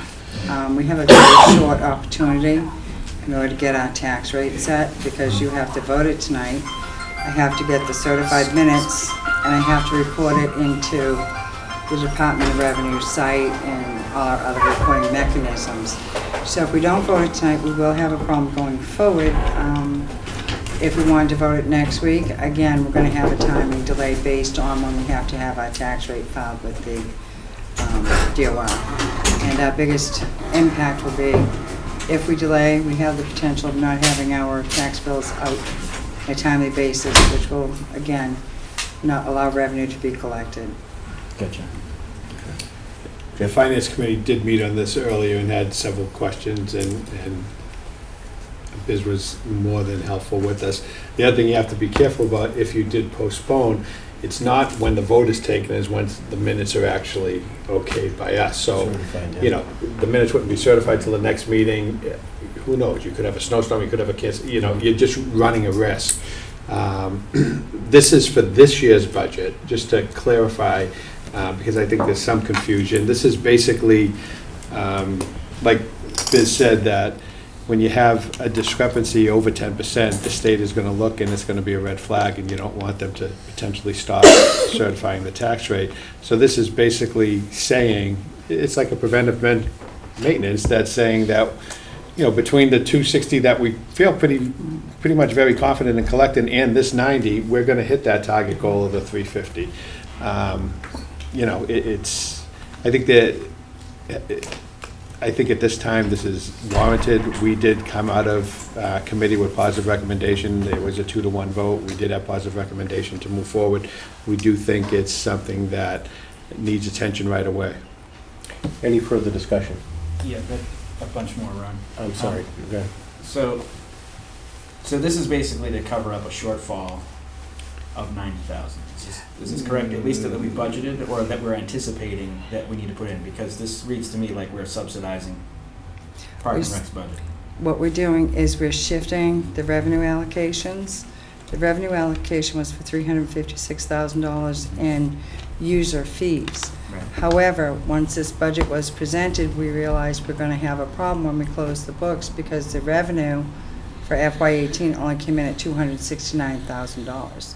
So that immediately tells us we have a problem. And we've been working on addressing this problem so that we can get our tax rates set and move forward. And this is typically the way that we would have to do it, is to address it this way. But that's still essentially a subsidy, because we didn't pull in as much money as we thought we would, just like the ferry when we put in Correct. $100,000 into that to make sure that it balances. Correct, it is a subsidy, and again, no one wants to hit subsidies, no one wants to find out last minute that there's something going on. This was identified at the beginning of the budget year, and we did everything we could to address it as quickly as we could so we don't have the recap held up. Right, so... Chair Just to help recognized. out a little bit, revenue is estimated. This was last year was the first year we did not dump the Massport grant of over $82,000 into that account. It was taken out to be paid separate for the summer help employees. That's why the revenue that looks as bad as it does, what it was estimated at 356 or whatnot, okay? And on top of that, you also added to that 440 budget of a lot of indirect costs that was always told to us would never hit us like they did. Close to $69,000. That ate up all our retained earnings from 2 years previously. That's what I know and that's what I see. However you slice it, we are short 85,000 base to me because we're not putting that Massport money in there. We put it in a different place to pay the kids out of it. But as far as our goals this year is to bring in $300,000, which I presented to the former administration, that kind of went unanswered. Okay? When we went to this enterprise fund over 10 years ago under the first town manager, we took $100,000 from the rec department and asked them, make do what you can do. We did that with the stipulation that we wouldn't get whacked for insurance appropriation, retirement services, accounting services. That led up to $69,000. They know we can never survive with those costs unless you made giant leaps in fees to the families and to the people of the community, which we have gone up a little bit. So with that said, there are some, moving parts here that were done kind of on a whim last year to make it look worse than what it really is. That's all I wanted to say. So, I mean, I think this is, are we projecting on top of this an additional loss when we try and close the books out next year? So my point is I completely understand where Sean is coming from on this one, but that still means that we've got several years in a row where we keep having this giant shortfall, and there's no correction in behavior, right? There's no correction in spending. We just say, whoops, we're short another 6 figures, which I believe has been requested for the last 2 years in a row to see a programmatic budget of where, this money is being spent and how we can spend it better, and I haven't gotten one. I don't know if anybody else up here has gotten one. And our backs are against the wall to appropriate this, but at this point, if it wasn't because of that, I would vote no until we actually had this document, so we have an idea of what actually is going on to fix this, because you can't. $90,000 is the kindergarten classroom. It's the planner that somehow mysteriously disappeared from our budget after we voted on it. It's a lot of potholes. It's a DPW truck. And we just can't say, whoops, we didn't correct our behavior and expect us to bail it out every single time. So I would hope that if this is coming back again, which from what I understand it is, that we have that in hand so we can actually make some adjustments to this, because this sort of can't continue. The adjustment in behavior hasn't happened. And that, I would say, is a requirement if I was ever going to vote to put any more money into this account. And the other two things that I keep hearing is, you know, what's the agreement here for someone who's a department head on a full-time job leaving town to do a part-time job? This is what my constituents want to know. I don't know what that agreement is. I'm sure there's one in place. And that's fine, because I know that Sean works his butt off on the weekends, but people want to know, and it's not transparent what actually that situation is. And the third one is, we had someone who wanted to operate a nonprofit as Friends of the Parks, and it disappeared, right? And we've also gotten the same thing from the dog park committee, people who want to raise money. And we're not in a position, if we're doling out at 6 figures here, to bail out Park and Rec, to be turning money away. So whatever the personality issues that are going on with this, and I'm not putting in fingers at anyone, we need to bring those people back to the table, because that's probably $30,000 or $40,000 less that we would have to appropriate if we actually could have these people participate. And they volunteer their time, they put their money into these sort of things, and they're basically told to scram because we don't have to answer to them, right? Well, maybe the charter says we don't have to, but that doesn't mean it's right. And that just can't continue. That's all I have to say about that. I'm confused. Sure. I'm very confused. Dog park people we're working with now, we've been collecting money. We just did a fundraiser in the rain, collected money for that. There's money there for them to use. The town appropriated money for them a few years back. As far as any friends group, I'm not aware of, except for the old Parks Committee that wanted to make a friends group, and the council said no, they had to stay as a Parks Committee. So where this is going, I don't know. And as far as my part-time job, my job requires 35 hours a week from me. I do approximately 55 come the winter. What I do on my time is my time. And that's my standard agreement with the town. And if anyone would like to follow me around, spend some time with me, feel free. But I will tell you this, what I do on my time is my time. And you want to question time and go over time sheets and all that, we can do that. And if Mr. Faison wants to go over that with me, I'll be glad to go over with him as well. And I think he understands the time that goes in a short staff department. The Saturdays, the Sundays, the covering the gym during the week that I don't get paid for, okay, in the evening hours, on the weekend hours. So if you ever want to do that, we can be glad to sit down and go over those hours. It's not a question of whether or not you are or you're not. It's just a question that people ask and we don't have an answer. Yeah. So, I mean, it's more of for your own benefit that we have something that says, hey, look at all these extra times that you're let's look at doing the fall where fairs, you let's are. look at the stuff last year, let's look at all of it. But I think that the biggest issue here is that this budget question of where this money is being spent and how it's being spent has been asked for 2 years and we haven't gotten anything. That's not true. That's not true. This is done every season, okay? I estimate, and the estimations is not guaranteed, okay? I'm not interested in getting a back and forth, you know. I want to see the budget that is not in my email, where we're losing all this money. I can show you. Anyone else who should Yeah, leave? that was me. Go ahead. All right. 10 years ago, when we had Rick White here, he made a big mistake by making Parks and Rec an enterprise fund. It should never have been an enterprise fund.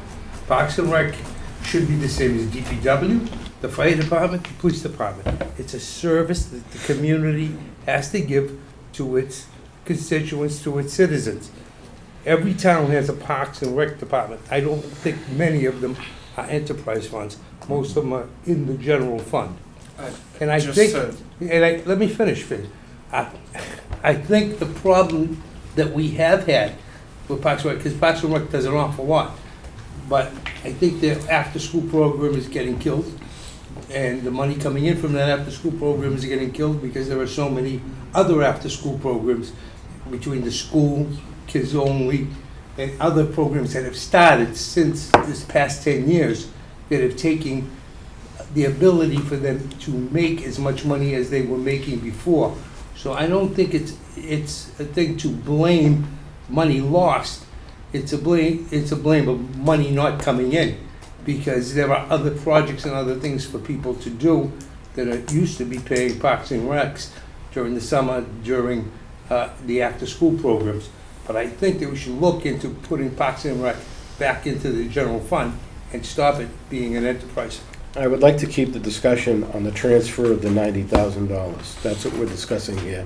We're not getting into a total remake of the department at this point. As important as it is to look at it, we're here to discuss the $90,000 transfer to make us right so that we can get our tax certified here. Yes. Again, this is not a shortfall. This is anticipated, this is an insurance policy to make sure that we get our tax rate certified. Right. This year hasn't been completed until June 30th of 2019. So this is not a shortfall. This is just an insurance policy to make sure we reach our target, because the state is very adamant, making sure if you have an enterprise fund. I do believe it's been run fantastic as an enterprise fund. There's a lot of issues in where the facility has been moved to and accommodations and such that we could go on and on and on, but we want to keep on topic.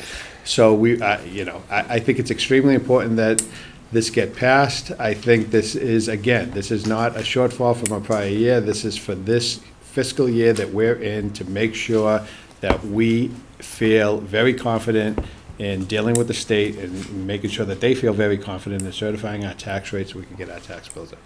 Anyone else wish to be heard? Yeah, I think just staying on topic, I think that a lot of the things that have been raised, are valid. But I agree with Councilor Boncory. I think that the way that this has been structured for a long time now is off, and I think we need to look at it. But the simple fact of the matter is that we need to set the tax rate, and the potential repercussions of not doing that could be potentially catastrophic to the town. So I think I'm going to support this just because, not that I don't agree with a lot of the things that people have said, but because the issue on the table right now is such that we need to pass this just to continue regular order in the town. So I'm going to support it for that reason, and I urge everyone to as well. I'd like to move the question. Anyone else wish to be heard, Nick? Yes, I'm concerned that there's no corrective action set up here. I'm not confident that this problem just won't continue to happen again in the future.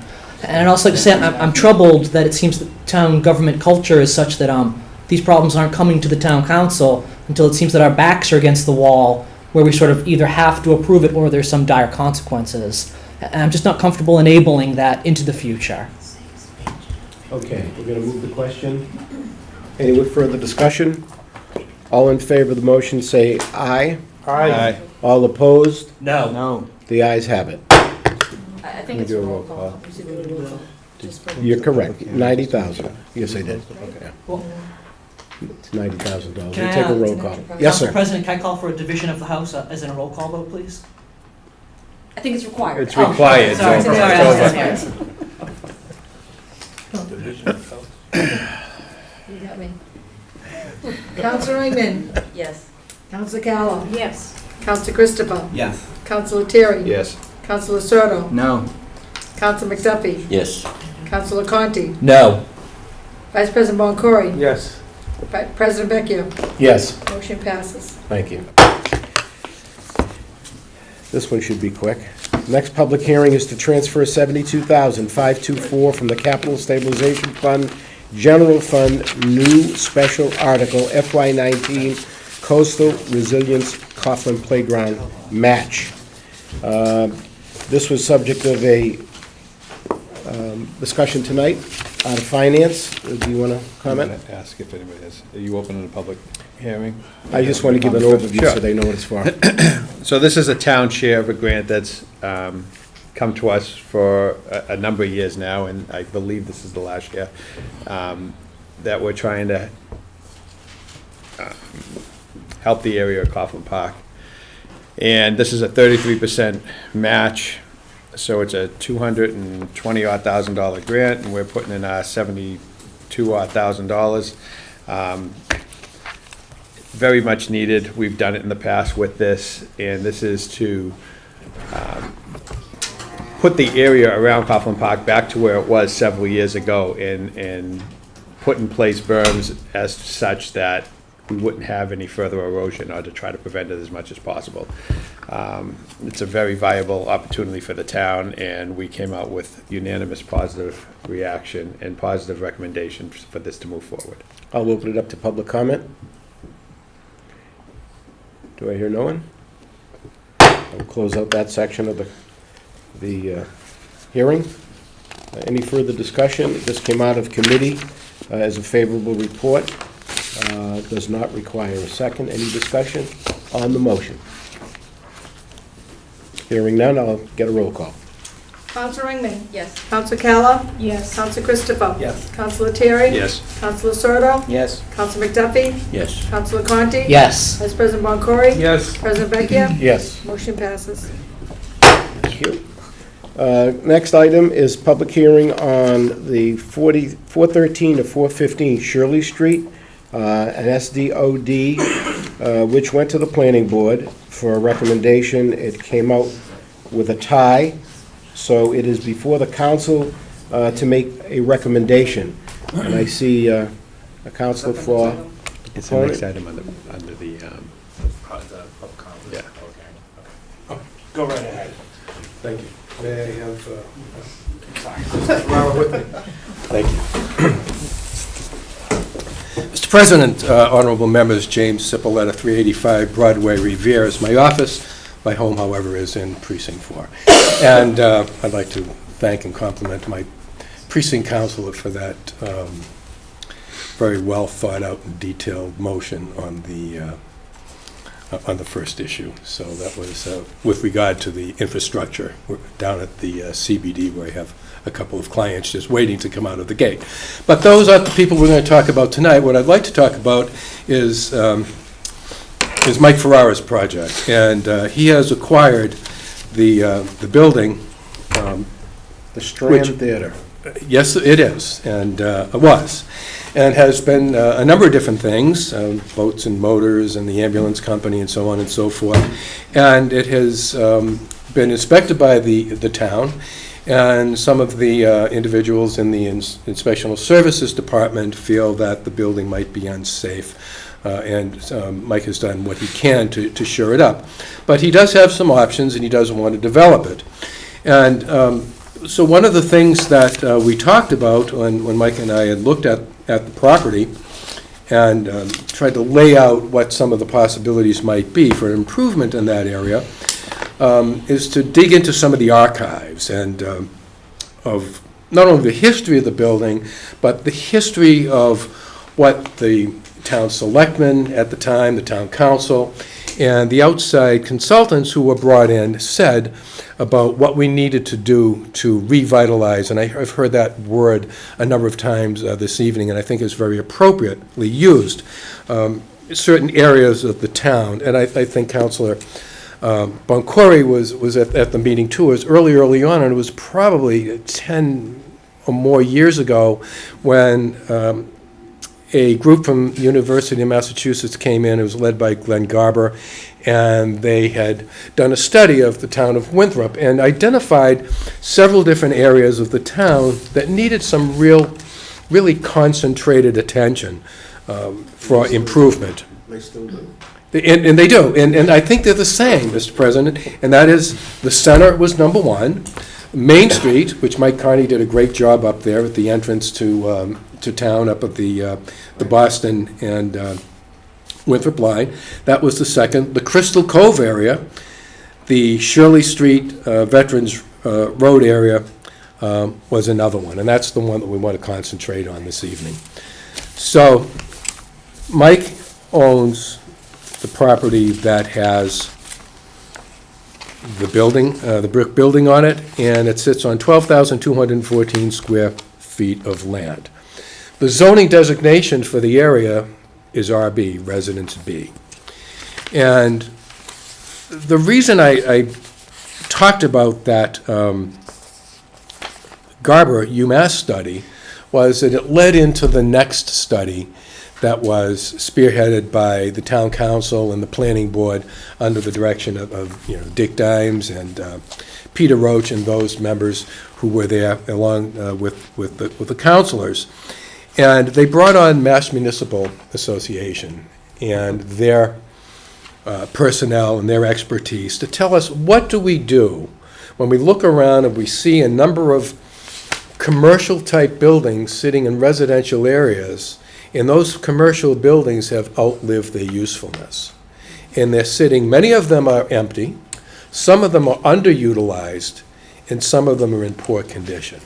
And so what they did is they spent the better part of a year hammering out a solution. And what they came up with is the Special Development Overlay District. And the purpose of the SDOD is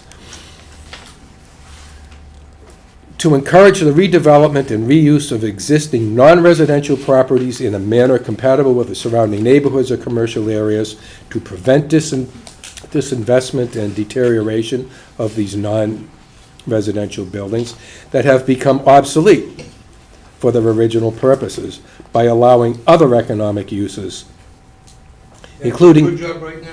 I'm sorry? Did I do a good job? You did an right now? outstanding job, Counselor. Yes, you did. Including but not limited to residential uses, to protect and enhance the value of the real property, and to provide regulatory flexibility to achieve the foregoing. Now, only a lawyer would end a sentence with foregoing, but so, and that's the purpose of the SDOD. So, the SDOD has been utilized a number of times in a number of areas. The first one that we did was the old Dalrymple School. The town sold that to a private developer. It was, the council voted to put it into the SDOD, and it was developed. It's a success. The second one was the old Winthrop Hospital. We got that into the SDOD. It was developed, it was permitted for residential uses, and then it was sold and turned into the arbors. That's a success. The third was at the Temple. And we put that into the SDOD, and there is an assisted living component to that, that facility down there now, and that's a success. The latest one was the old nursing home on Pleasant Street. And that had sat vacant for 5 or 6 or 7 years and had been gone through many iterations of planning and development, and couldn't quite get to the end. That got placed into the SDOD. This council voted in its wisdom to put it into the SDOD, and it was now been developed into condominiums as opposed to a vacant nursing home. And I think the neighbors who originally had opposed that are very happy with it, and that's a success. So I think that this is a concept that worked, and it's a process that works. So we're not here to talk about, well, are we going to do units, how many units, what's going to be the color of the building, how many parking spaces. That's not why we're here. The process is probably one of the most lengthy processes, and also one of the ones that gives the most control to the town as opposed to the developer. And it's a give and take, and there are some certain areas of forgiveness, perhaps in terms of parking and so forth, that are afforded a developer in an SDOD. But the main benefit to the town is that the town gets to condition whatever project comes out the other end. So where does it start? It starts with a petition for rezoning. And so this is actually a request for an amendment of an ordinance, amendment of the zoning ordinance by amending the zoning map, which is part of the zoning ordinance. So that's why we need a public hearing. We presented our petition to the Winthrop Town Council, who then needs to refer it to the planning board to hold their public hearing and have a discussion and give back a non-binding recommendation back to the council. In this case, there is no recommendation because it was an even vote. Not all members were present. It came out 3-3, so it comes to the council without a recommendation. You now are running the public hearing, and this is it. And to determine whether or not this building sitting on this land in a residential area qualifies to be included in the Special Development Overlay District, and I submit that it does. If you vote yes, it does not stop here. It then goes back to the developer, who then, by the ordinance, needs to develop plans to submit to the Site Plan Review Committee, because it is a project that exceeds 5,000 square feet. So the Site Plan Review Committee, which is comprised of the chairman, who would be the town manager, and all of the department heads. And they get to prod and poke and make and cut and paste whatever plan is proposed to that Site Plan Review Committee. I've never had a plan go into SPR and come out even looking remotely like the way it went in. It comes out way different, but that's the benefit of having all of the professional expertise and knowledge and experience of the department heads. We have Steve Caller at the at DPW, Chief Delahanty, the fire chief, the building inspector, the wiring inspector. Anybody who could find anything wrong with the plan or make any suggestions to the plan makes it, and then they write the report. That report then comes back to the developer, in this case would be Mr. Ferrara, and he would then go and make more detailed plans that he would submit to the planning board for plan approval. The planning board then would hold a public hearing on the plans. And again, of all of those SDOD projects that I recounted at the beginning, none of them came out the way they went in, but they were all approved. And the town planning board, taking the suggestion of the Site Plan Review Committee, had conditioned those to death. And those projects still operate under the conditions and under the authority of the town of Winthrop. So it's a very, very tightly controlled process. The 12,214 square feet of land with a barely functioning building is the type of site that the SDOD was written for. This is what the council had in mind, the planning board had in mind, and Mass Municipal when they gave us the recommendations of how to deal with these commercial buildings in residential areas. And so what we're asking the town council to do is to accept it into the SDOD, to thereby amend the zoning map by making this parcel, this 12,214 square foot parcel, part of the Special Development Overlay District. And then Mike can go back and decide whether it's feasible to reuse the building, which he must meet certain elements of criteria if it's a reuse, or if he's going to tear it down and start ground up. And a lot of thinking and calculations go into that. And that has to meet a different set of criteria. But this would be the first substantial step at improving that building that's in a residential area and putting it to better use, whether it's mixed use or residential or some combination of acceptable uses that would be in harmony with the surrounding neighborhood. To the south is of his property, there is an apartment building there. There is sort of a mix of residential and commercial buildings as you move north on Shirley Street, and it's sort of a mismatch of uses, which hopefully it someday will be cohesive and we'll have something that all looks good. But this is a start. This is a start to improving what the consultants told us, I don't know, 10 or 12 years ago, we need to be doing in that Shirley Street and Veterans Road area. So I asked the council most respectfully to vote to adopt the petition and to place the site that is described in the petition and owned by Mike Ferrara through his KBM Capital LLC into the SDOD. Thank you, Councilman. I'll open up to public comment. Anyone wish to be heard? Yes. Dottie D'Onofrio, Precinct 4. You brought back a lot of memories when you were young, okay, when we were town meeting members. And I share with you, Parks and Recs always got hit. If you remember when we stood there and we took votes, Parks and Recs was It's about always this, hit. Dottie. Dottie, it has to And- be about this. Yes. Okay. At town meeting, we talked about the development, the opportunity, and that whole strip along Shirley Street, all the way to, almost to the point, was the focal point of when we saw an opportunity for development. Years later, now we have an illustrious council, a change of government. Do we have a change up in that area? Do we have development?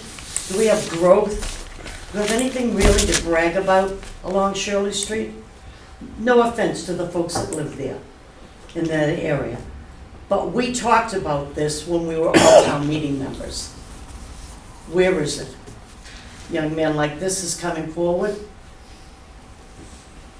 Thank you. Anybody else wish to be heard? Yes, sir. Yeah, Brad Gainer, Precinct 6. I think you should be able to develop properly, absolutely. Thank you. Anyone else wish to be heard? Hearing none, I'll close out the comment portion. I'll open it up to a discussion from the councilors. Councilor Boncory. We have a motion on under new business. So Mhm. I'd like to make that motion at this time and revert the order and make a motion that the town council place the property at 413, 415 Shirley Street in the special development overlay district. I'd like to second that. Second. Second has been made. Discussion on the motion? No, I just wanted to say, my precinct ends before this property, so this isn't in my precinct. But since, we started with the new form of government, I've always wanted to see Shirley Street developed. It really needs it, and it'll be a wonderful thing. And I'm certainly for it, and I would urge the rest of our councils to Anyone else? support it. Yes. Councilor? So, a year ago, I ran a pro-development campaign and really beat that drum that we needed new revenue sources, and the big focal point of that was no more empty buildings, right? We look around town and we've got way too many of these commercial empty buildings, and this is another one that's come up in front of us, so I can't be any more thrilled that something is getting going, especially in the Shirley Street area, because I do think that that has huge untapped potential in that area to turn things around, and we need a project that's going to spark that. Anyone else wish to be heard? Yes, sir. Yes, thanks, Mr. President. I have a couple of specific questions about that property. As you look at the parking lot between the other apartment building and this brick building, how much of that parking lot is property belonging to Mr. Farrar, and how much belongs to the other apartment building? In other words, how much parking is going to result if that change occurs? The parking will I'm sorry. I think I understand your question. The properties are separated by driveway easement. There's a common entrance Driveway, and exit there. So anything to the north of that driveway is Mike's. Anything to the south is the neighbor. Okay. Another question is, right across the street adjacent to the fire station, I noticed that home has been raised, and it looks like construction's ongoing there too. Is that going to complement what you propose, or have you given that some thought? Do you know what those plans are opposite the street from your building? I do, because I happened to be at the Board of Appeals that night when that issue was discussed. It looks like a complementary project. It's going to be, I think they ran into, they may have run into an environmental glitch, yeah, but they're back on track. And I did see the renderings for that project, and it's a big piece of land. It's a good project. I didn't represent them, but I was there when I saw it, and I was impressed. And I think it's going to be a good project. 6 units, right. Anyone else? Yes, Mike. Well, I mean, again, just for the procedures of Mhm. people who are watching at home too, like, we're just approving the SDOD. We're approving the Right, concept. and we have a super talented planning board as far as the details, and we see that what came out in the end with the Belmare project, right? Yes. You know, it's case in point of putting it back in their hands to make sure that the details of the project are spot on. So, I mean, I feel like our job is really just creating the SDOD here and then letting the planning board, who are the experts in architecture and everything else, handle what it looks like and how many units and all that other stuff. So Indeed. I just wanted to throw that out there. Any further comments? What? Just that this is exactly what we wrote the SDOD for, to take a piece of obsolete property that was not being used for residents and turn it into residential area. And I think we should vote yes on this. Well, I'll have the final word because I'm the chairman. How's that? And I also grew up in that area. And Dottie brought some memories back to me. I actually grew up on Irwin Street, which is right around the corner. Not that I ever attended the Strand Theater. But, you know, to Michael's point, we kind of ran on similar platforms about, you know, filling up these empty buildings and moving the town forward. And I think this is the perfect example of us moving the needle tonight, down the center and now the beach area. It's important that we, you know, show the people of Winthrop that we're serious in moving the town forward. And you have my support 1,000%. Whatever goes down there, if it gets some ideas of what it might look like, is going to be an asset to the neighborhood and an asset to the town. So on that note, we'll move the question. Do we need a roll call vote? We do. Okay. Please. You make the motion? Yes, the motion has been made and seconded. You seconded? Yes. Right. Counselor Ringman? Yes. Counselor Callum? Yes. Counselor Christopher? Yes. Counselor Terry? Yes. Counselor Soto? Yes. Counselor McDuffie? Yes. Counselor Conti? Yes. Vice President Boncory? Yes. President Vecchio? Yes. Motion approved. Thank you very much. Keep bringing them forward. I will. Thank you. Okay, you want to take these all together? You've got the last four. I mean, I'd be happy to take them together if you want. But you can, why don't you read all of them and then we'll take one vote? Is that possible? Did you approve them all in finance? I'm sorry? Did you approve them all? Yeah. Then you can take them in all. Yeah. Okay, next item on the agenda is to approve some items under old business. Chairman Lettieri of the Finance Committee. Okay, let's find these, now that we're taking them all together.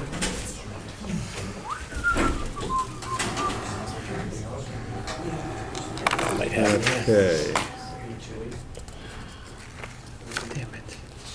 You got them all? I know, I'm just gonna go this way. All right, so we have a motion.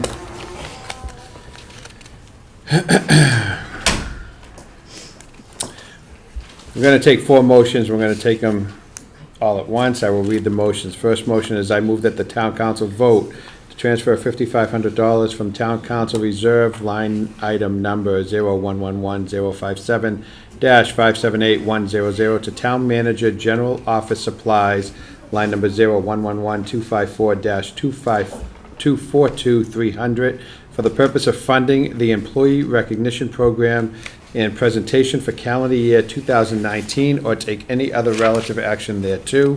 These are all coming from committee, do not need a second. Okay. Next motion will be, we did the 90,000.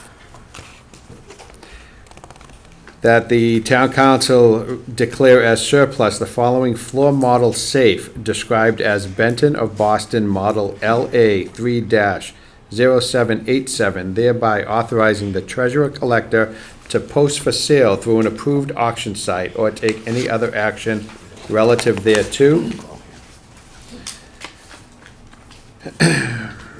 2,000 we did. That the town council, I move that the town council vote to authorize the payment of unpaid bills of a prior year for invoices outstanding from fiscal year 2018, or take any other action relative thereto.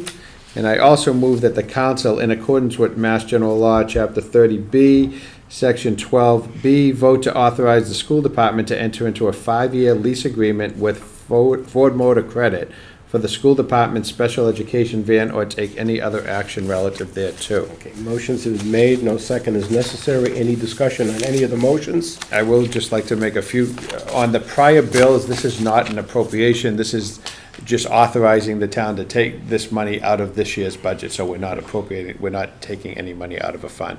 As far as the van goes for special education, it will save the schools roughly $60,000 for driving kids that are going out of district to get serviced. It will also enable the schools to use the van for other programs in special ed. As far as the, there's a safe in the town hall that's many years old. I don't know, Council President was here when it was installed. But it's something that we, we're trying to clean up the town hall a little bit, and it's something that we think has some value, not significant value, but definitely more value than sitting in an office, and we think it's appropriate that it be put up and used for the auction system. And what was the last one? The $5,500 for the employee recognition program is now a long-standing tradition that we have started maybe close to 8 or 10 years ago, and I think it's extremely well-deserving. It's a good motivational piece for the employees that work so hard for us, and they do get some small sort of recognition during the year. So the council, the finance committee wholeheartedly supports all these 4 motions. Okay, you're voting on all 4 motions. All in favor, say aye. Aye. All opposed? The ayes have it. Under new business, uniform tax rate, we're going to postpone that until the December 4th meeting. There will be a public hearing on that. We have to motion to. Do we have to motion? Yeah. Okay. I'm going to make that motion. Make that motion. Second. Motion has been made. I'm sorry, what exactly is the motion? That we're gonna, have a public hearing on December have a 4th public and hearing. Yes. advertise it for a public hearing. To set the tax classification. It's been made and seconded Yes. by Councilor Engman. All in favor, say aye. Aye. The ayes have it. Nobody's opposed, correct? I knew that. Council President, there were 4 motions that I could read quickly that I'd like to take as one and refer to finance. Yep. One is to transfer $512,866.40 from free cash to capital stabilization fund, and that's town council policy. These are all based on town council policy. Transfer $384,644.89 from cash, from free cash to general stabilization fund, town council policy. Also, transfer $45,650 from free cash to replenish town council reserve, and those are from the free cash. There was also transfer $11,700 from special revenue insurance, council on aging, to fund town's portion of MassDOT transit grant. Okay, those are 4 motions for That we'd like to refer refer to finance. Do I hear a second? Second. Okay. Question, do any of them need a public hearing? Yes, the top The first 3. Yes. 1, 2, 3. Okay. Public hearing. Any discussion on the motion? Or motions? All in favor, say aye. Aye. All opposed? The ayes have it. Immediate authorization of $26,800 from Special Revenue Fund Technology Grant Fund, first of the 3-year software. This is something that the town manager felt shouldn't be referred to finance. We need immediate action. If you want to comment. I have a proposed contract from a company called OpenGov to help facilitate the budget formation process. It's a web-based technology that all of my department heads could submit budget requests in through an online database. We could have them on hand if there's further discussion concerning the individual advocating for different needs. But it also gives me the ability to put our new CFO as well as Biz Zaleski into position to create a budget along with my office in a significantly shorter period of time. You know, it's 26 grand to pay what I was getting an entire salary for when I worked in Brookline. Like it automates the process significantly of the creation of the physical budget document. I've said publicly I want to submit for the GFOA Distinguished Budget Award, and there's templates based in this that we could try to attain that award, maybe not this year, but maybe next year. In terms of this kind of goes into the next set item, but expectation setting, performance metrics, visualizations of data, all of those things can be represented in here, as well as one of the really unique pieces of parts of the technology is the ability to tell stories using data visualizations and the budgetary context. So we could walk through the Center Business District process, for example, in a very nice visual process that's pretty easy to decipher. So there's a lot that we can do within this technology. It essentially makes it so I don't have to ask you guys for another position down the line to help me with budget creation. It's relatively short money, and I think I am always for advocating for technology to add a layer of efficiency and more effective budgeting down the line. And I'll be coming back to you about different departments as well with different types of technology-based needs in the future, because we're running a few years behind on that type of stuff from my perspective. Okay, I'll read the motion. I move that the town council vote to transfer $26,800 from the Special Revenue Fund 520, known as Technology Grant, in order to fund the first year of a 3-year software agreement with OpenGov for the enhanced budgeting and planning software, or take any other action thereto.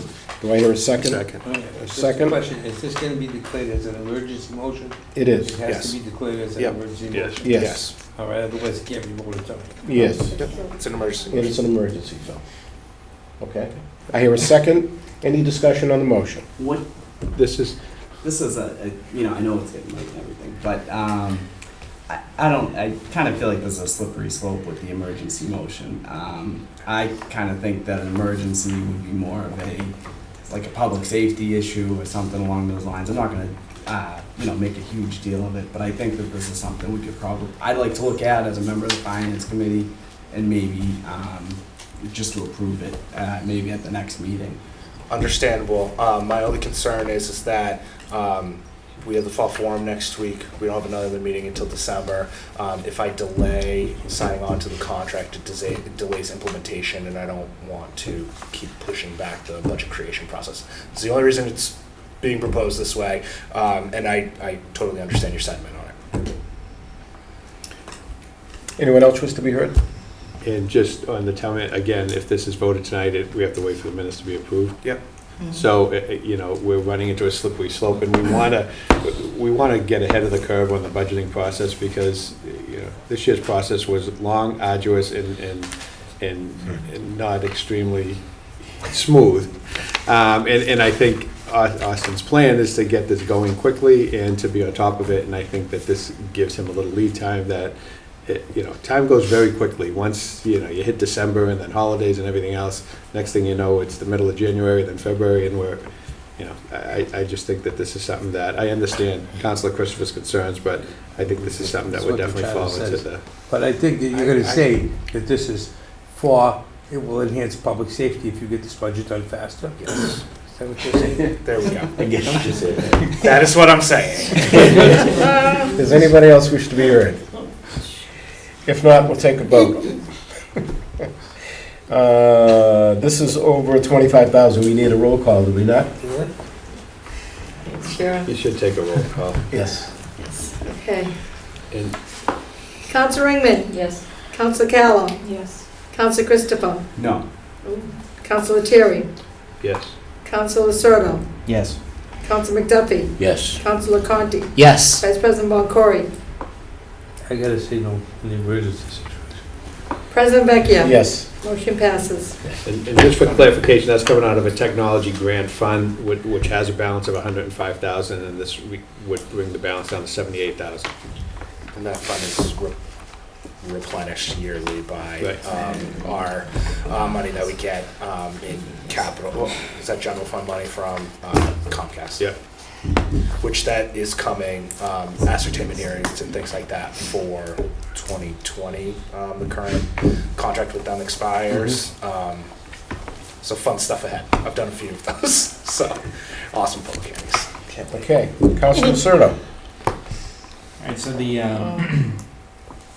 under new business here, we have the town council establish a transparent DPW reporting workflow and expectation setting metric. So this is something that I was hoping to start a discussion in the DPW. Is that a form of a motion? What's that? That's a form of a motion, correct? Yes. Okay. A motion has been made. We need to get a second so you can start discussing it. Do I have a second for the council's motion? Okay. Open discussion. My hope with this is to refer this to the DPW subcommittee so that we can have a conversation with Director Calla about what already exists as far as tracking mechanisms for things that people report, whether that be snow removal, pothole, crack in the sidewalk, whatever that happens to be. I would say 80% of my inbox in the town is somebody asking me about some of these things and say, you know, they say I'm on the list, but what does that mean? And so I'm thinking that if we have, as a town, some portal where people can look and say, hey, I'm here, and we can say when they call, you've got a pothole and we're gonna fix it in 48 hours, a week, 2 months from now, 2 years from now, whatever that answer is, that we set that expectation for people. But also because my feeling, especially with last year when a lot of the trucks went out of service, was that we just are woefully underfunded the DPW. And if we don't actually have a metric to be able to talk to the public and say, you know, this is where we're at. Some of these things, like I've seen Steve mention to people that we didn't have enough money in the sidewalk repair to do a certain sidewalk, right? And that's, you know, one of the details, of course, that he knows in his budget. It's not something that I would know until I saw that. But then we can have that discussion with the public and say, okay, if we want to be able to do this, or you want your turnaround time when there's a light out or something like that to be 2 weeks instead of 2 years or whatever it is going to be, that this is the funding level that we need to get at. If we need new equipment, if we need more staff, whatever it is, we need to build the metrics so that we can actually make that public argument and put resources into it.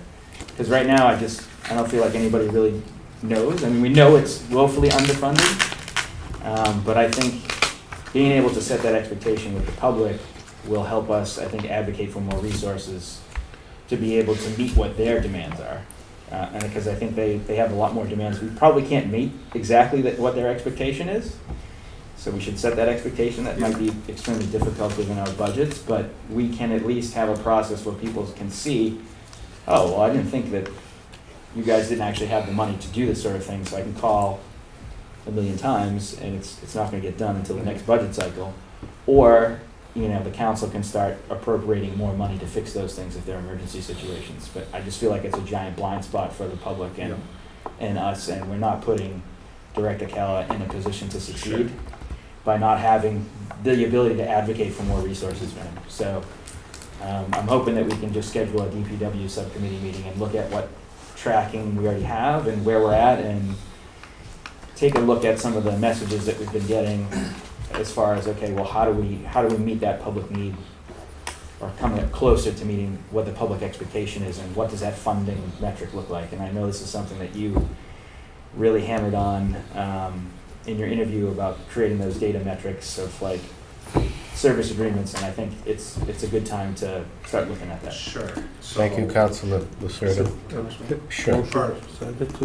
Are you making a motion to send it? Yeah, the motion has been made to send it to refer to DPW. My motion will be refer to the DPW subcommittee. Yes, and it's been seconded.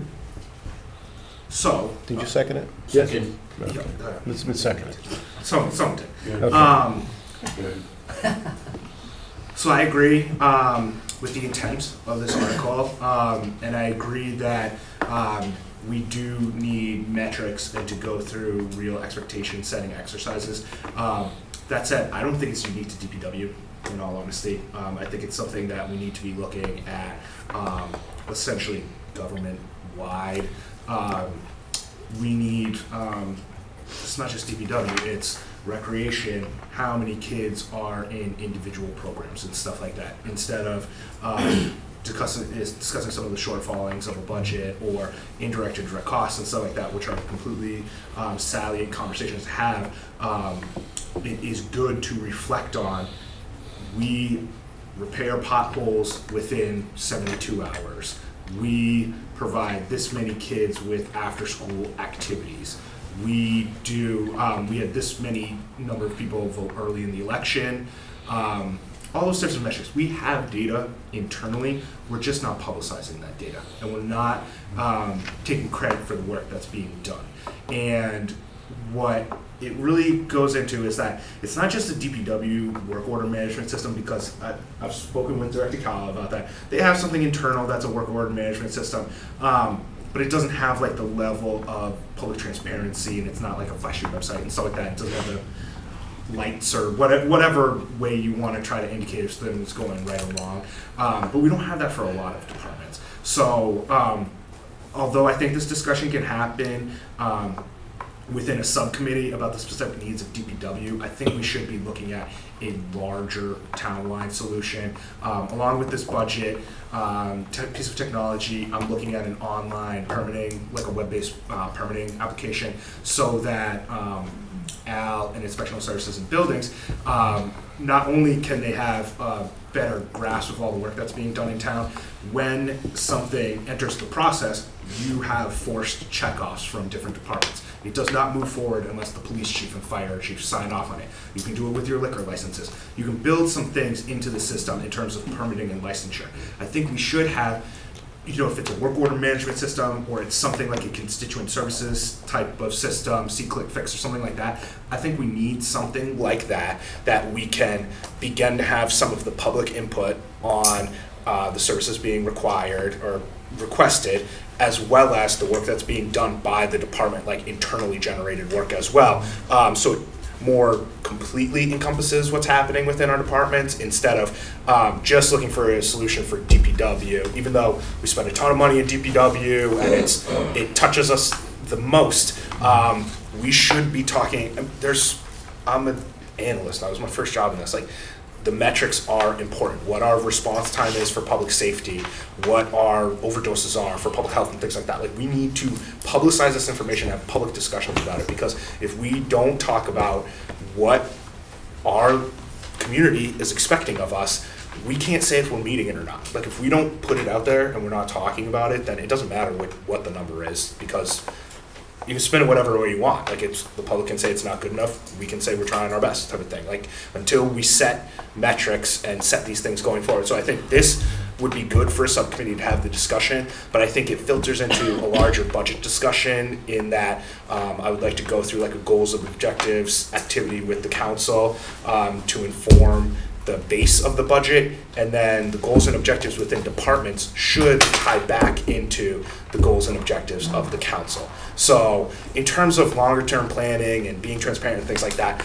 these are things that are important to me, and it's not to say that I've told Steve, the work's already being done, it's just displaying the information a different way. Like, it's finding a better way to have a conversation about the data that's already being collected, and giving every department the opportunity to kind of publicize that information. We need our library talking about their reach and the number of kids coming there for programming and stuff like that. Like, there's a lot of metrics that are out there that we're not talking about. It's just the library is open, it's working, that's all. Like, we put money into it, the lights are on. Same thing with a lot of departments. Like, that's how we're operating. And to build a higher level of public trust and to actually have these hard conversations about funding some of these programs, we need the data to back it up. Yeah, I mean, I can't agree more as far as the bigger picture. Like, we need the data.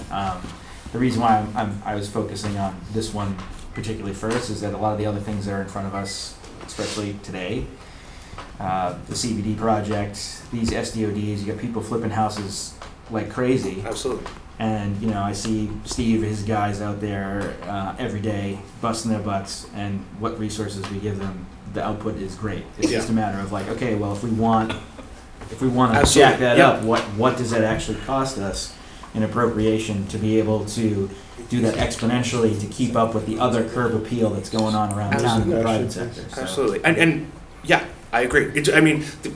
I've said publicly, and I mean, I will continue to say this, that with some of the stuff I talked about earlier in terms of the water and tax rates, you guys are off. Like, there's gonna come a time where a budget is 84% people that you need to consider an override at some point. You have no squish on anything in the budget other than people. So if you want to add anything new, you're subtracting people, essentially, is how you're looking at it now.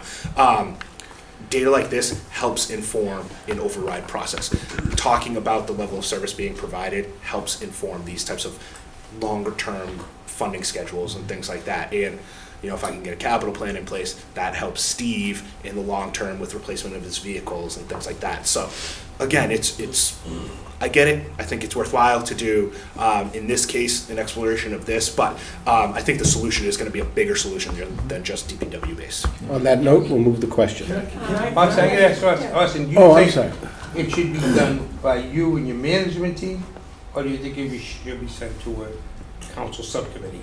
So this is a little tricky, just because I'm of the mindset that councils vote on appropriations and policies. I don't know if this fits into either one of them, but that I'm trying to be cognizant of what you're proposing and working towards that goal. Like, I want to work towards those ends. If it goes through the subcommittee, it can go through that. What I hope doesn't come out of a subcommittee, though, is a push for an appropriation of amount of money or one specific solution for DPW or something like that. It would just, from my mind, the committee would do an exploration of kind of where things are right now and initial discussions of service level agreements, and then from there we utilize that almost as a test case of what we could do with additional departments. Stephen? Yeah, I just want to add one thing. You covered it excellent, and the council, you covered the fact that it's always a funding need, but what gets me a little, we do have a work order system, and I could bury you with work orders that come in and work orders that are completed, and term orders, the whole realm of things. In order to enhance a service, you got to spend money. We can spend money on tracking something better or quicker, but when we consolidated back in the early 2000s, DPW was 52 laborers. We are now 23. Of those 23 laborers, 14 are designated for specific jobs. So if you want to enhance a service, I think the transparency is a little bit on the council's end too. You guys vote for a budget. If you vote for a budget that eliminates sidewalk repair money, but expect sidewalks to get done quicker, you got to help tell the story. You got to help the department heads tell the story. Yeah, Austin's right. We do work every day in and day out. I'm proud to be part of a team of department heads that work their hardest every day. I see it. I'm part of it. I'm in it. This guy right here, a senior department head, he's in it. You want to enhance his services? You gotta spend money in it. Right. You gotta understand that. So I mean, pothole repair money. You can't vote on a budget. You got to take some accountability on the budget that you approve. It gets voted by council. So if you vote a budget that's supply line to level funded, manpower it can't grow because personnel lines are level funded, those services are never going to be enhanced. They're going to be maintained. And still think we're doing a great job on the resources we have, and I appreciate you saying we need more funding, but help tell the story. When your constituents come to you, don't be so quick to say, yeah, we'll open up a study and we'll look into it. Help tell the story that we voted a budget that excluded sidewalk repair money this year. Not let's see what we can do for DPW to do it better, which is appreciated. We need the funding, but help tell the story, because we got to get the work done every day. It's hard for us to continue to tell the story.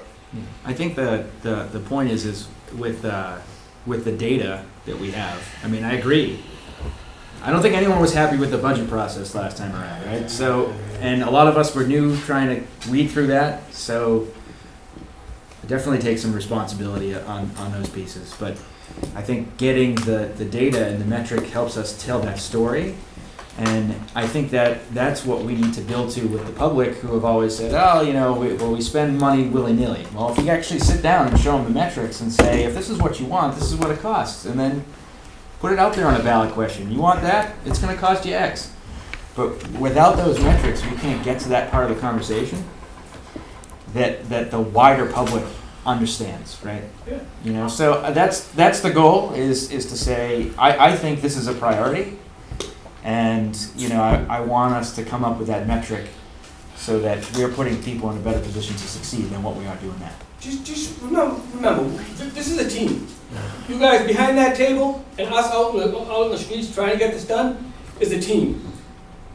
What I witnessed tonight to a senior department head that I respect very, very much, that I don't care what spin you put on it, that seemed like it was a little bit of an attack on a department head, on personal time, and things like that.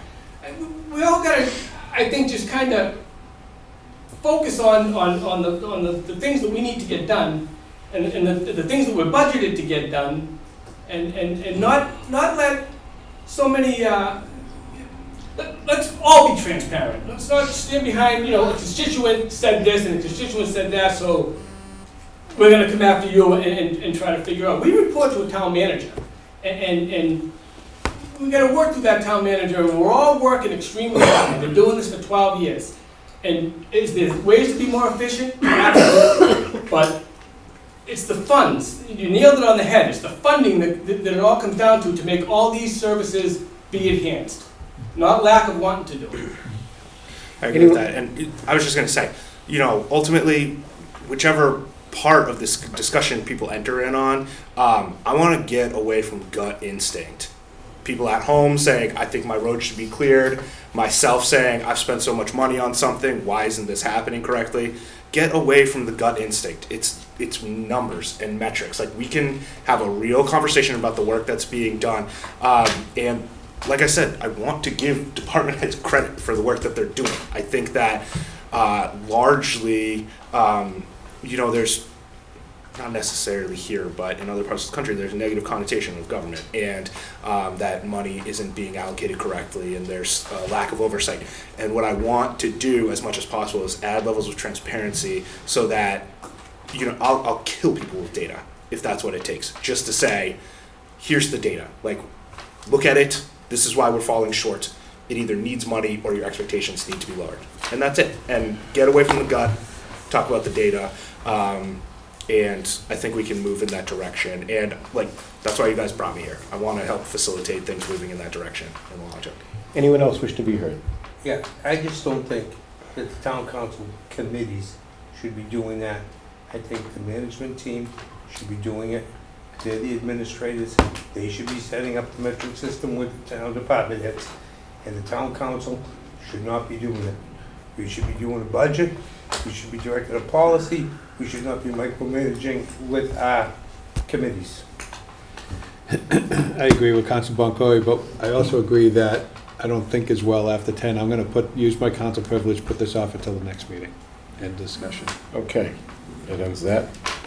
We'll go to a Councilor Conti. Do you want to bring up your motion, sir? Yes, so this is a motion to reduce the speed limit on Taft Ave down to 25 miles per hour. This comes out of my recent precinct meeting, where I heard a lot of input from my constituents about some concern on speeding along the truck route to Deer Island. And then this specific motion comes out of the recent MWRA fall community meeting, where it turns out that even though the posted signs on Taft Ave say 20 miles per hour, that there is no actual official ordinance on the books that brings that speed limit down. So therefore, the default speed limit has been 30 miles per hour this entire time. So I know we're sort of considering what the speed limit should be sort of town-wide, but in the interim, I think this is one instance where we need to move a little more quickly and get the speed limit on Taft Ave down to 25 miles per hour. So just to get to it, since it's late, I will make a motion to reduce the speed limit on Taft Ave to 25 miles per hour by declaring the street a thickly settled area, or take any other action there too. That's already posted as 20, right? Councilor, I think we have to refer that to TSAC for approval. Well, I'm not exactly sure why we would, because TSAC is an advisory committee. If this should go anywhere, it should go to rules and ordinances, or we should just approve it now as an emergency motion for public safety. Motion to use my council privilege to put off again. It's going to get, not combative, but it's late. And this deserves a discussion, and I'm going to use my council privilege to put it off till the next meeting. Okay. With that, I'll give the gavel to the council so that I can make 2 appointments and then we can close the meeting out. What about the extension on the Just marijuana? Are we voting trying to put that off too? No. Yeah, it's late. We need to vote on that. Well, Go ahead, Thank thank you. December. I make a motion that we extend a ban on recreational marijuana in the town of Winthrop until December 31st of 2019. Okay. Second by Council Caller. Any discussion on the motion? Nick? We'll go to a vote. All in favor, say aye. Aye. All opposed? No. Are you going to do public comment? Yes. Public comment is right after the appointments. Thank you for reminding me, Donnie. I was going to let it go. Oh, excuse me. Okay, by Councilor. Town Council accept the appointment made by Town Council President Vecchia to appoint Charles R. Sullivan as constable for the town of Winthrop, or take any other action thereto. Second. Is there a second? Second. Do you want the other one? You want them together? So do them all? Sure, there's only 2. The Town Council accept the appointment made by Town Council President to appoint Julia Howington as a member of the Conservation Committee for the town of Winthrop, or take any other action thereto. Is there a second to the motion? Any discussion on either one of them? If none, we'll take it as a vote. All those in favor signify by saying aye. Aye. Those opposed? It's unanimous. Votes carried. Public comment. You got 30 seconds. Dottie D'Onofrio for Singapore. I would like to ask the council to take into consideration with Mr. LeConte's motion. It was a very good motion. It was very limiting. And I believe that our then acting town manager made a recommendation to the council at large that a speed limit throughout the town be 25 miles an hour. And seeing the way they drive up Highland, seeing the way they drive up Shirley, seeing the way they drive up Main Street, I really would ask you to pull that recommendation that he gave. Mr. Grossman, I believe his name was? Cressman, I'm sorry. I believe if you take that letter or that recommendation that he gave to the council and you make that a town-wide proposal of 25 miles an hour, everybody can get from point A to B. My question to the Rules and Ordinance Committee, when you make this moratorium on the, to extend to December 2019, are you removing that now, the ballot question? No. But if the ballot question doesn't pass, we're gonna need that month to put an ordinance into effect. Okay, because, all right, so, thank you. Okay, any other further comments? Public comment? Hearing none. I'm going to close it out. Just a reminder, leaf pickup is the 17th of November.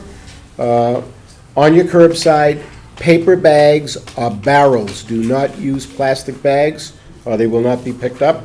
Any questions, you can call DPW at 846-1341. Again, November 17th and December 15th. And the all-important Town Council Fall Forum at the DeLeo Center, 7 p.m. on November 20th.